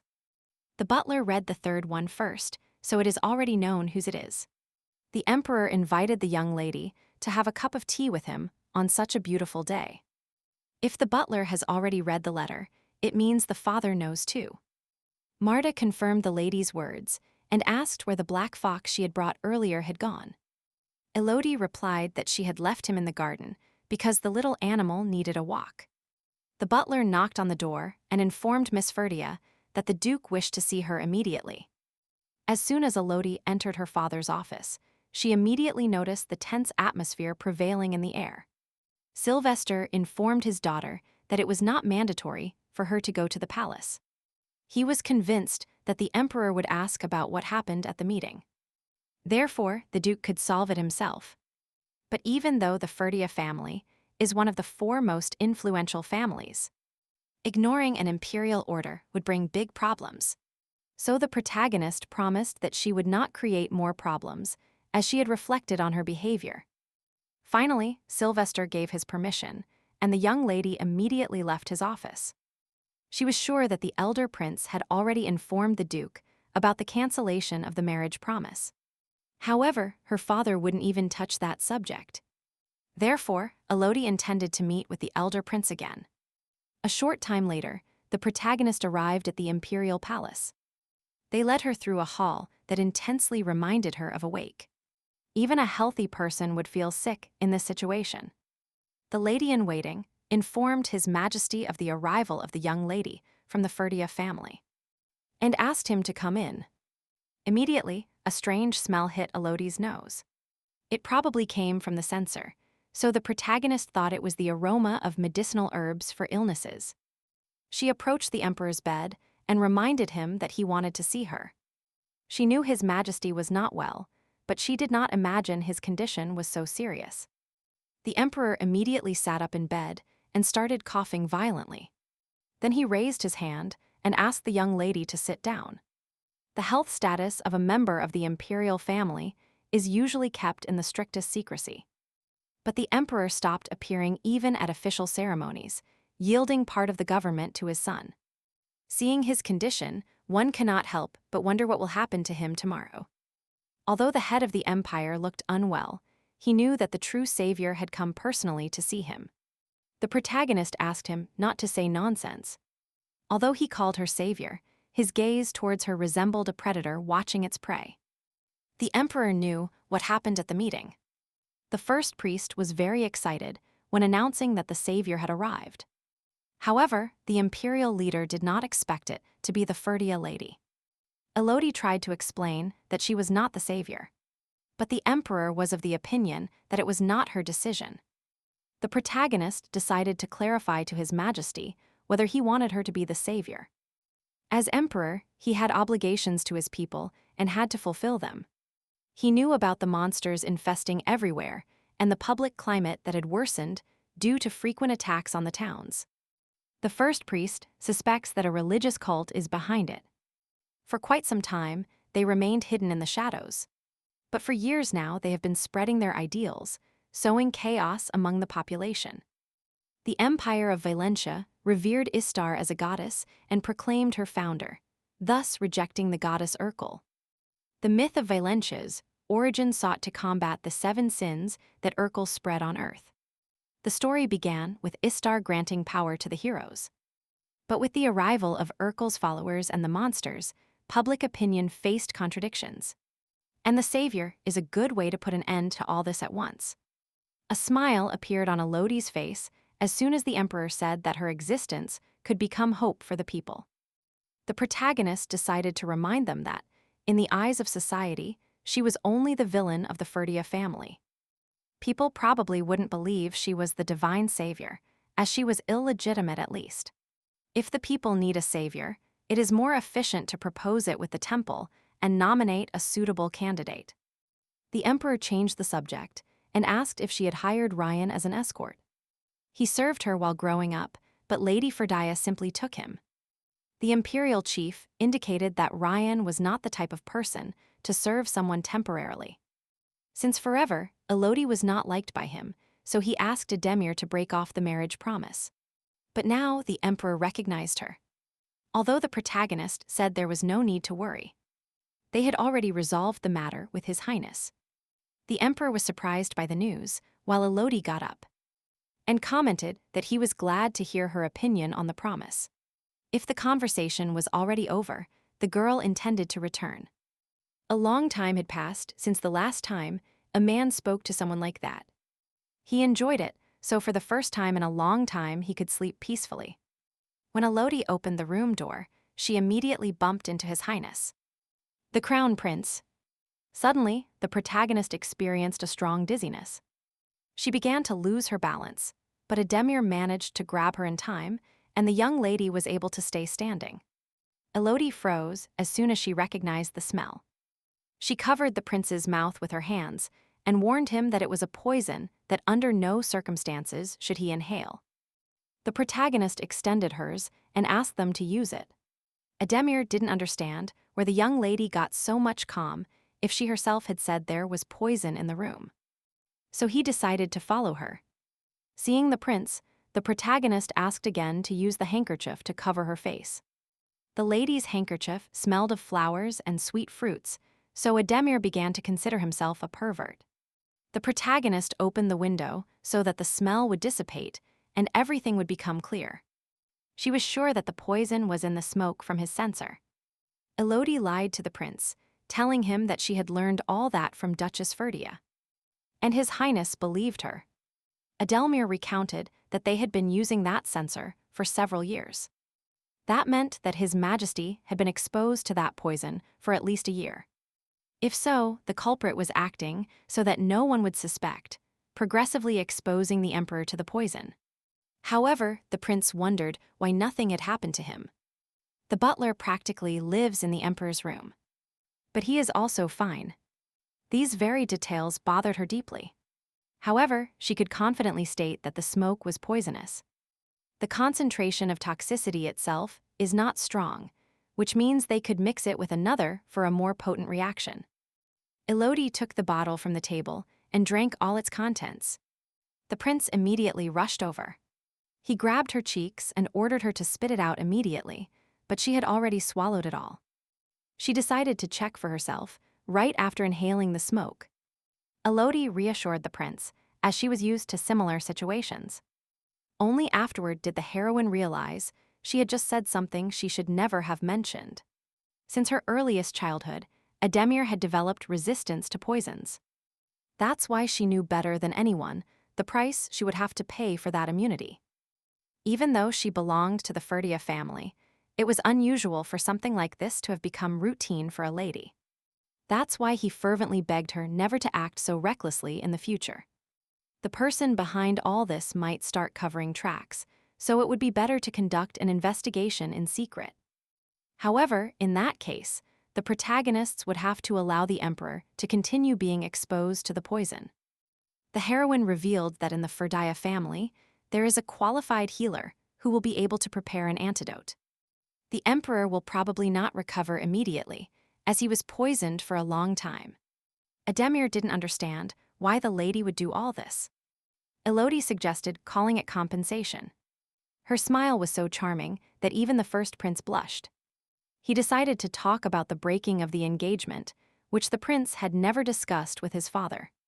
She offered to tell everything herself, and Edemir allowed her to act as she wished. Elodie thanked His Highness and promised to contact him later. Edemir noticed a sincere smile on the young lady as soon as he saw her escort.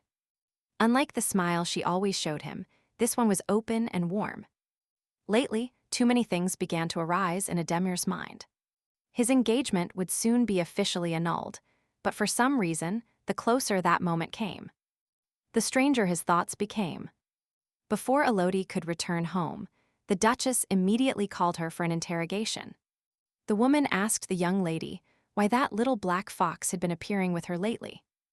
Elodie said she found Blake lying in the street and decided to take him.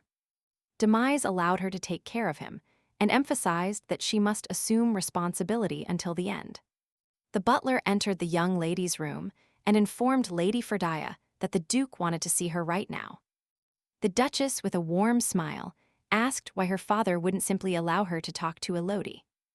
Sylvester praised the lady and explained that now the priests consider this a good deed. He asked her to continue like this.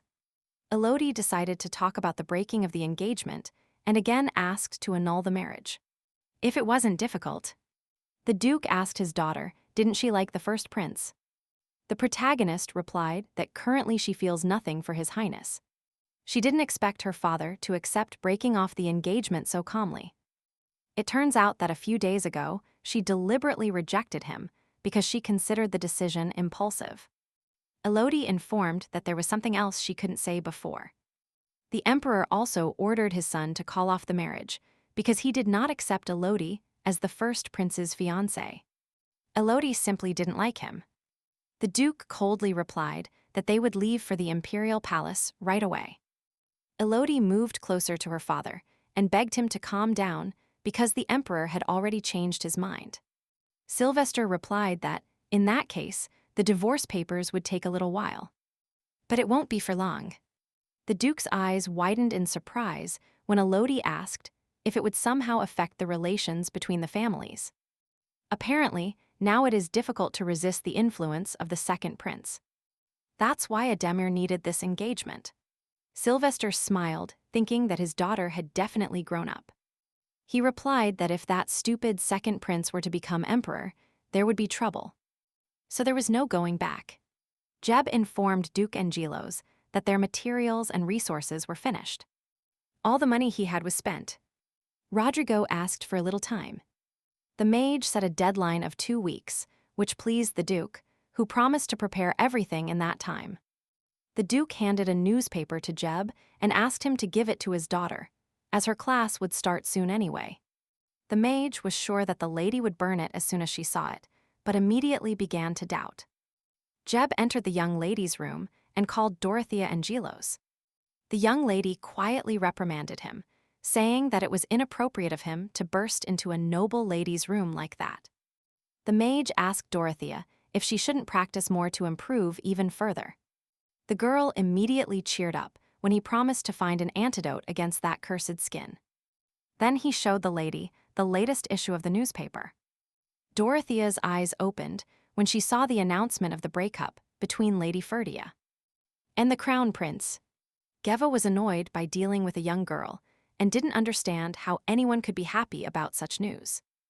Today he simply decided to leave and asked them not to neglect practice. The mage expected an appropriate response next time, as he wanted the lady to use her powers only for him. The protagonist asked Mario about the results of the case they were still investigating.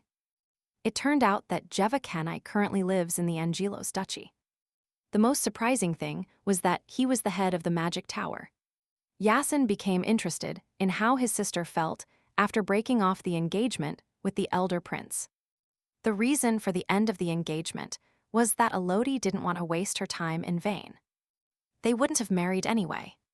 When Stell appears, the elder prince will probably fall in love with her, although lately the story had been different from a romance. However, Elodie still planned to become independent from the Ferdia family and leave the capital. In any case, Jason wished her luck with the annulment of the engagement. Today, he came because of the case of the mercenary king that Elodie wanted them to investigate. It turned out there were no clues about Ryan from his birth until his appearance in the capital. As if he had never existed. Jasny was sure that someone close to the emperor knew something, as Ryan was possibly taken from the poor areas. After obtaining all the necessary information, Elodie accompanied her brother to the door. The sin of greed bent backward, and said that human contact was simply amazing. However, all the euphoria disappeared as soon as the protagonist spoke of her brother's destructive force. Shortly after, Elodie presented herself in front of Seis. The Lord of the Magic Tower announced tiredly that it had been a failure. The young lady anxiously asked what failure meant, when he himself had recently spoken of a magical device in which she had invested all her money. It turned out that since the launch of this invention on the market, only 2 units had been sold. However, Elodie remembered that in the original version, the device was a great success. So she began to shake Seis, saying that it was still too early to give up, as it was only the initial stage of sales. Seis intentionally designed the invention to maintain a high temperature constantly. The protagonist was perplexed when she heard it. The Magister of the Magic Tower looked at her perplexed and remembered that she herself had requested it. Elodie decided to personally take charge of promoting that magical product. However, Seis believed that she should stop creating those magical devices, as she simply had no talent. The protagonist grabbed his hand tightly and exclaimed that she was not finished yet. The young man decided to address the young lady's arrogance and asked how many new devices she could sell. Elodie promised to sell everyone. However, Seis pointed out that if she failed to sell them all, the only one who would lose would be her. Elodie took a week after the product launch and asked the gentleman to collaborate with her.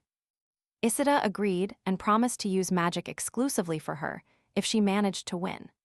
Elodie touched the wall and remembered what happened there. Precisely in that place, he had met a little girl who looked like a fragile doll. The little girl pretended to be fine, but the prince instantly understood from her red eyes that she was lost. Maybe she just didn't want anyone to find her. That girl seemed too smart for her age. So Elodie decided to help her, even though it wasn't his style. He didn't yet know that she was the illegitimate daughter of the Ferdia family and his future fiancé. But getting engaged to her was as easy as calling it off afterward. Elodie visited his father and learned that he was much better thanks to the antidote he gave him. The emperor's condition clearly improved, which means that Lady Ferdia's statements were not false. The crown prince promised to investigate the origin of the poison and report everything immediately. The father is cautious with everything related to the Ferdia family, so if he discovers their involvement, complications will arise. The most ironic thing was that the person helping in this matter is also the one who initiated the breaking of the marriage promise. Suddenly, the emperor asked his son how things were going with that child. The prince explained that they are currently in the final stage of negotiating the end of the marriage promise. First, in the future, Elodie planned to discover who tried to harm the emperor and punish them. However, Elodie, like the emperor, already knew the answer.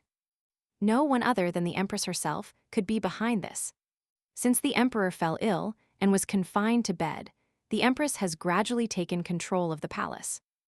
Now Elodie was worried about the fact that many people were starting to think he was going to choose Lady Angelos as his wife. However, he didn't desire it, and in that, he resembled his father. It was even a pity to lose a girl who wanted to be engaged to such an unpleasant boy. However, the prince's name will now be mentioned everywhere, and that could cause stress. But Elodie felt uncomfortable because he worried more about his ex-fiancée. A short time later, the announcement of the engagement breakup was officially issued. Now the protagonist was finally free. She could start earning money peacefully. If in a few days the presentation of the magical device is successful, the product can be sold throughout the continent. Now Elodie must continuously prepare the antidotes she promised the prince, without being discovered by the Duchess. The day of the presentation of the new magical device at the Magic Tower arrived. Most of the attendees were aristocrats or wealthy merchants, with whom our protagonist had already met at the banquet. Elodie decided not to hide her identity so that everyone would know that she was the investor. However, rumors about her breakup with the prince were still circulating, so Ryan asked her if she was okay. The young lady was speechless when she saw the beauty of her escort. She asked the hero what he would do if rumors arose about their relationship. However, it turned out that rumors about it were already spreading. But Ryan, apparently, was indifferent to them. So there shouldn't be a problem. The presentation will start soon, so they must leave. Most of the magical devices presented were for attack, so they were effective in combat situations. Their advantage is that ordinary people can use magic. That's why they are popular. With these devices, they can protect themselves from monsters. On the contrary, there was a tendency to devalue devices used in everyday matters. Finally, the magical device created by the main mage Elodie was announced. The mage, embarrassed, said that the device maintains the temperature, which caused a negative reaction from the audience. That was completely natural. That's why the protagonist was not surprised. It was time for them to appear. That's why the girl began to fear failure. Instantly, the door burst open. Elodie's plan worked. Now she doesn't have to worry about collecting on the street. The dwarves wanted to buy all the crystals that maintain the temperature. The mage presenting the magical device was bewildered. Dwarves are known to be excellent blacksmiths, and their weapons and armor are of the highest quality. Therefore, only dwarves can truly appreciate the usefulness of a magical device that maintains temperature. As a result, it became a success. And soon all mages devoted every day to manufacturing it. The owner of the magic tower was excited. However, he hoped that the young lady would now help him with the contract. Isida received an exclusive offer from Duke Angelos. The second offer was from Count Felix Hickelmay. This man is Duke Severix's assistant, or in other words, the protagonist's cousin. Seeing the young lady's reaction, Isida asked if she knew him. Elodie replied that they had only met once. In any case, for the owner of the magic tower, closing contracts was his weakest point. Even the protagonist felt sorry for his subordinates, who were forced to handle all the paperwork. Suddenly, Isida called her special. The young lady heard something like this for the first time, as previously everyone considered her useless. When Isida looked at her, for some reason he seemed familiar, which was a bit strange. He became interested if she would go with him. Elodie accepted, but she was intrigued by what Isida planned to do, since the mage Elodie did not exist. The boy replied that he would disguise himself, of course. In the end, it wasn't him who disguised himself, but Elodie herself. Although the young lady used a change of voice, she still couldn't speak for fear of being recognized. The representative of the Angelos family suggested not wasting time and resolving all points immediately. However, Isida considered it too little. Before making a decision, the protagonist decided to review the preliminary contract. As stated, the percentage was indicated exactly, the distribution area of the magical device, and the method of payment for sales. The man claimed that they would never find anyone who would offer a better deal to invest in a novice mage. However, these were not investments, but a legal contract. Isida asked the protagonist if she was going to sign the contract, as that man seemed very strange. But the young lady already had a plan, as Angelos was her specialty. She said the contract was in order. The protagonist picked up a pen to sign, but accidentally spilled ink on the paper. Now the contract was completely ruined. The man immediately opened his briefcase to look for a new copy. He claimed that his guild was the best on the continent, so Mr. Elodie would definitely not regret his decision. But the protagonist stated that she did not want to sign the contract, because her great masterpiece had not been adequately valued. The representative of the Angelos family immediately exclaimed that this was not the case, and asked her to reconsider. However, Elodie did not yield in her decision. So now the best thing was for them to simply part ways. As soon as the man left, the protagonist exclaimed with joy that they now had evidence of the fraudulent contract. After meeting with the representatives of the Angelos Guild, the heroes tried to negotiate with the management of 3 other guilds. Everyone presented equal conditions, and now only the last negotiating guild remained. Represented by Felix Hickelmay. They had met before. The protagonist asked Ryan to hide so as not to appear unnecessarily. The boy immediately turned into a shadow, demonstrating his excellent skills. Isida smiled and said that he would wait for the opportunity to work with her today. As soon as the heroes met, Felix began to incessantly praise the magical invention of Mage Elby. Then he proposed to give 80%. These kinds of conditions had not been offered to any party. Not even the Angelos family offered only 70%. Elodie said they could not hand over the recipe for the magical device. Felix understood perfectly, although he had a special condition.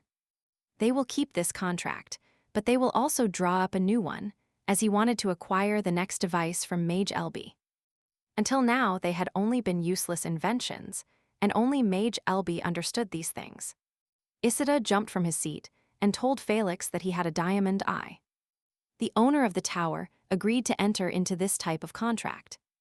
Elodie didn't know what to do with the tower owner, who was too arrogant. And on top of that, it was he who had asked for help. In any case, such conditions did not work against her. Felix asked not to rush, to carefully review the contract and then send it to the northern capital mansion. The hero withdrew, saying they would see each other again soon. The protagonist threw herself onto the bed, because for the first time in a long time she could finally rest. But that wasn't going to happen, because the butler immediately knocked on the door.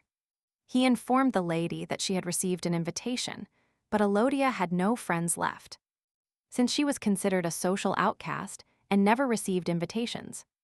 However, the butler brought a stack of envelopes. It is said that the incident at Ishtar's temple was published as a headline.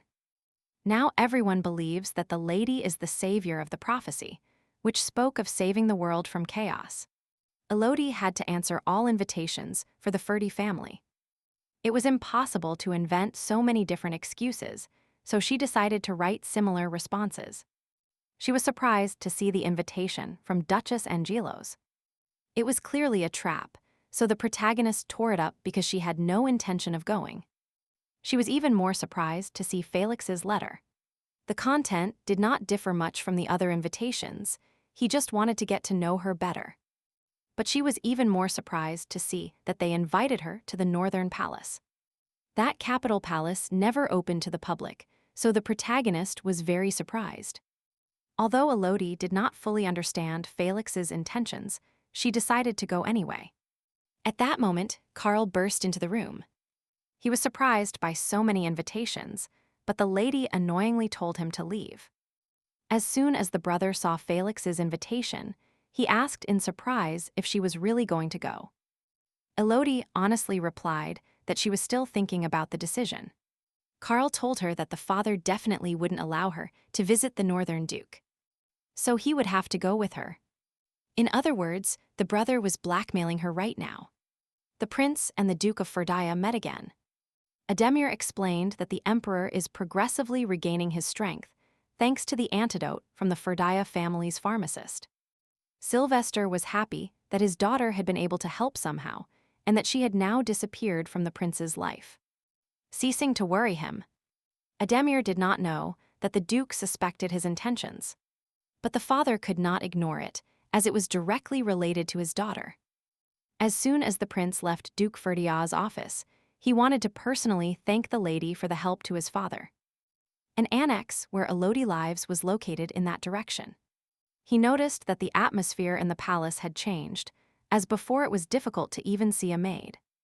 The maids told the crown prince that the lady had gone to the garden. However, she was not there, and subsequent searches yielded no results. Each of the servants mentioned different places where the lady should supposedly be. But she wasn't there.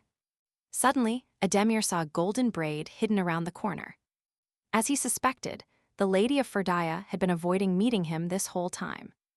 It was incomprehensible to the protagonist why the crown prince still pursued her. She did everything possible not to meet him after the breaking of the marriage promise. But he continued to follow her closely. In the end, Elodie ran to a tree and stopped to catch her breath. Suddenly, she froze when she saw the prince's hand gripping her from behind. Ademir finally managed to catch her and immediately asked her why she was avoiding him. That was natural, as they had broken off the engagement. So the protagonist did not understand those silly questions. The prince moved closer to the girl and asked if she didn't feel uncomfortable at all being next to him. Elodie pushed him away and reminded him that she didn't like him at all. Mir took her hand and asked who told her something like that. However, for the protagonist it was evident, just like for everyone else in this universe. Elodie supposed that the prince might have accidentally drunk poison, as he was now behaving strangely. Indeed, he showed symptoms such as hallucinations or delirium. Mir smiled and said that the lady looked like a doctor, to which Elodie replied that she could hire her when they kicked her out of her family. The girl froze when the prince asked why they would kick her out of her family. The protagonist laughed nervously and said it was just a silly joke. Elodie decided to ask if the prince wanted her to greet him and stop avoiding him. Mir confirmed her words. The crown prince also mentioned that he had come to express his gratitude. His Majesty's condition improved considerably thanks to Elodie, so the prince planned to reward her. However, he himself will decide how it will happen, although the lady will have to accept it anyway. The day arrived when Felix invited the protagonist to the northern capital mansion. Elodie feared that Carl would tell the Duke everything. That's why she brought him with her. The boy asked why the little fox was coming with them, and the girl replied that the little animal was bored. And he felt sorry for being alone. But in reality, the fox was simply intent on getting into the sealing stone. So she had to bring him. Carl admitted that he envied the little fox. The butler greeted Lady Ferdia. The protagonist looked at the mansion with surprise, whose gates showed no one. The butler apologized to Lady Ferdia, but she had to enter alone without an escort. His Excellency decided so he could not let anyone else in. However, pet animals were allowed to enter. Then, Carl told the butler that he was Lady Ferdia's faithful pet. Elodie instantly slapped her brother on the head. She immediately began to scold the boy, because he clearly did not understand the awkward situation he was putting her in. Then, the protagonist apologized to the butler for her inappropriate behavior. The man immediately promised to inform his lordship about the companion and request permission for entry. A few minutes later, the butler returned and allowed both of them to enter. Elodie was already worried that they wouldn't allow Carl to accompany her after all. The atmosphere in this mansion was completely different from what the protagonist expected. The butler led them to the room where Count Hicklemi was at that moment. Felix immediately greeted them upon seeing the young Lady Ferdia and her companion in the threshold. Upon seeing the fox on the girl's legs, the Count asked his name and discovered that the little one was called Blake. A strange smile appeared on Felix's face, and he commented that the little fox was very adorable. Elodie asked about the reasons for the invitation, since they had never spoken to the Count before. Felix explained that he had written that letter specifically to get to know Lady Ferdia better. He knew about two important rumors circulating about Lady Ferdia in society. One assured that she was an ugly duckling and the illegitimate child of the Ferdia family. The other claimed that she was the savior of the world. The contrast of rumors surprised Felix so much that he wished to meet Lady Ferdia personally. Elodie understood that it wasn't simple interest, and that something more was clearly involved. Suddenly, Felix announced that he wished to discuss something privately with Lady Ferdia. And he asked the second Prince Ferdia to leave them alone. Carl categorically opposed, but the heroine asked him to wait outside, assuring him that they would finish quickly. Elodie coldly reminded him that before arriving, she had promised to obey him.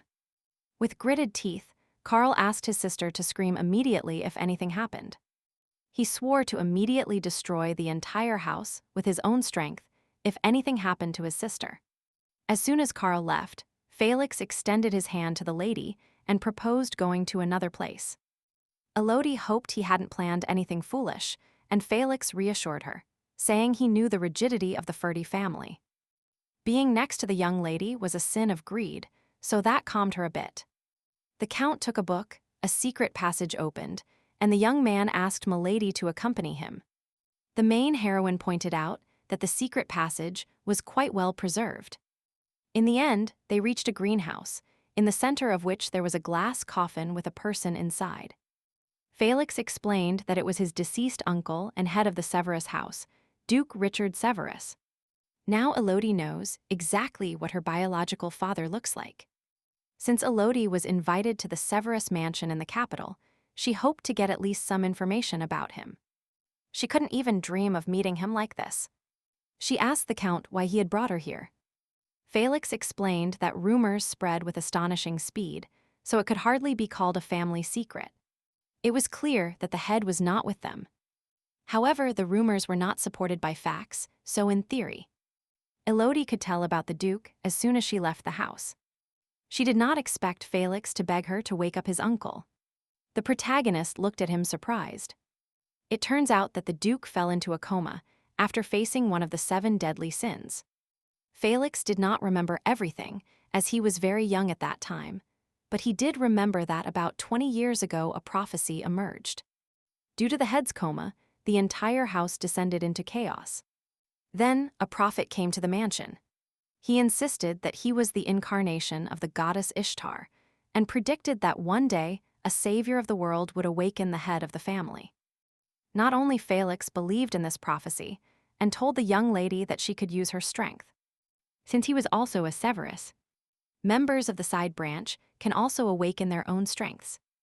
After all, they also have that blood in their veins. Although it was not very useful, Felix could see the color of a person's soul. For the first time, he saw something like this in someone whose soul color was the same as his uncle's. She had nowhere to run, so the protagonist asked for permission to open the coffin and examine it closely.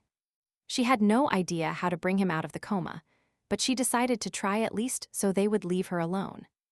She was intrigued to know what her father would look like if he woke up and how he would treat her. If they were together, perhaps the young lady would not feel so alone in this world. Elodie decided to start by touching her father's hand. At that very instant, the coffin began to shine with a golden glow that the protagonist did not expect at all. And the next instant, she felt strange and heard the voices of her biological parents. Elodie was horrified to realize that she had become a spirit. A moment ago, she was in the greenhouse, but now she was a spirit floating in the air. In front of her, she saw Duke Severus and a woman next to him, and upon seeing her appearance, Elodie instantly understood that it was her biological mother. The feelings were completely different from lying in a glass box. It was evident that the father deeply loved his mother. The protagonist was surprised when the Duke asked Arcelia if her thoughts were still occupied by Duke Ferdia. The protagonist didn't want to know anything about the love story of Elodie's parents at all. She didn't want to know anything about this love triangle. Then the girl returned to the greenhouse. The parents were there, but now Arcelia was crying loudly and the Duke was lying on her knees. The man said that from now on his debt was his, but in the end, he couldn't protect anything. He always wanted to protect his beloved and his precious daughter Elodie. It turns out that the Duke knew about the existence of our protagonist. Arcelia asked Reinhardt to wait a little longer until her son saved him. The Duke called Elodie his precious daughter, but no one had ever called her that with such tenderness before. The protagonist almost certainly knew nothing about her parents. However, she was completely sure that both loved her and would never have abandoned her. At that very instant, the knights tried with all their might to calm the young Lord Ferdia, who was shouting insults. Carl coldly asked if he seemed calm now. The young man's patience was running out. Quite some time had passed. He ordered the knights to step aside, but they refused. Then something in the mansion's grounds exploded. This time it was the garden, but next time it will be the mansion itself. Upon opening her eyes, the protagonist immediately saw Felix's excited face. She abruptly got up from her knees and asked how things were with Duke Severus. As expected, it was impossible to wake up someone who had faced one of the 7 deadly sins with just a touch. Elodie recounted that she had seen His Highness's memories. The protagonist became interested if there was a particular reason to wake the Duke now. Felix explained that inside the house, everything began to rot due to the presence of small creatures trying to take over the mansion in the absence of their leader. Elodie decided not to reveal her kinship with the Duke so that they wouldn't try to get rid of her again. Blake became alert as soon as the young lady asked which of the sins Duke Severus had faced. Felix recounted that it was the sin of pride, of all the possible options. Precisely, this sin was sealed by the Apellet family. However, this family disappeared, just like the Vuitton family, which makes the location of the sealing stone impossible. Now there is no guarantee that this stone can be found. Felix suggested that the lady should return. Elodie asked the Count to continue, pretending they hadn't met before. For safety, she was surprised they didn't decide to go through the secret passage, to which Felix replied that they had already been discovered. As soon as she opened the door, the protagonist was horrified to see the palace grounds. Elodie only knows one person who could completely turn this garden around immediately. Carl laughed at his sister as soon as he saw her. The protagonist began to scold her brother, since she herself had asked him to wait calmly. But he had already done foolish things. Elodie was annoyed at not having thought that her strength could harm her. She asked that no one say anything about what happened today, let alone about the visit to the Severus home. That same evening, at the Ferdia home, the Duke ordered his son to report in detail all the places where he was with Odie. But Carl replied that he knew nothing. One of his duties as a security guard is to maintain confidentiality. So he could not tell anything. Sylvester appreciated his son's determination, so he decided to entrust him with a mission. In recent times, in the Southwest, magical creatures have been frequently seen. So Carl must investigate what is happening. By disobeying his father, this was his punishment. However, he is determined to complete the mission and return. To Duke Angelus's room, urgent news was called. The subordinate delivered the report and informed His Highness that he needed to see him urgently. All the mages of the Western Magic Tower reported their refusal to continue collaborating with the guild. Furthermore, they state that they have terminated all contracts for the supply of magic stones. Rodrigo understood that it would be difficult now, but he was sure they could achieve it. The subordinate added that the other two towers, except for the southern one, also announced the termination of all contracts. If the guild's profits fall like this, it will threaten the stability of the entire Angelo's family. The Duke believed that a representative of his family visited him that day because he had some information. Now it was better if he told the truth. The man recounted that he recently met with Mage Elby, and they even discussed the distribution of magical artifacts. It is known that during the conversation, the mage wore a hooded cloak, which made it difficult to see his face. The most unusual thing is that there is only one investor. That's why they can now discover the identity of Mage Elby by investigating that person. Rodrigo also considered this suspicious. How could someone invest in an object whose potential was still uncertain? The representative reported that the name of that investor is Lily Arsel. Despite reviewing all available works, Elodie could not find specific information about the Apellet family. It is definitely a heroic family that sealed the 7 deadly sins, so treating them like this is quite strange. Now the young lady was considering asking for help from the Celestial Hawk mercenaries. Currently, Elodie could not afford to hire them, but she would soon start making a profit by selling magical objects. During the meeting, Ryan informed the lady that they hadn't seen each other in a while. Elodie hoped the boy wasn't upset about not keeping in touch. But Ryan's expression made everything clear. He could only meet Lady Ferdy when she was with him. If Elodie doesn't call him, Ryan has no choice but to wait patiently. For some reason, the young lady felt strange hearing this. She decided to address his request, as he had managed to find a girl named Estelle. Ryan handed the lady a report from his subordinates. It was amazing that the mercenaries managed to narrow the search scope with so little information. Elodie decided to meet with her to confirm that it was really Estelle. She didn't have a clear plan of what to do after finding her, but she definitely had to do something. In the original story, Estelle was adopted approximately 3 years later. However, many things already differed from the original. Initially, Estelle was adopted to marry a prince and strengthen the relationship with the royal family. But the end of the marriage promise did not affect relations between the families, which means there is no guarantee that they will accept Estelle in Ferdia. Elodie altered the original story to survive. and now Estelle's future is uncertain. Brian reported that Mrs. Estelle is currently in the Haywood region. Even from Somnia, it would take a whole day to get there on horseback.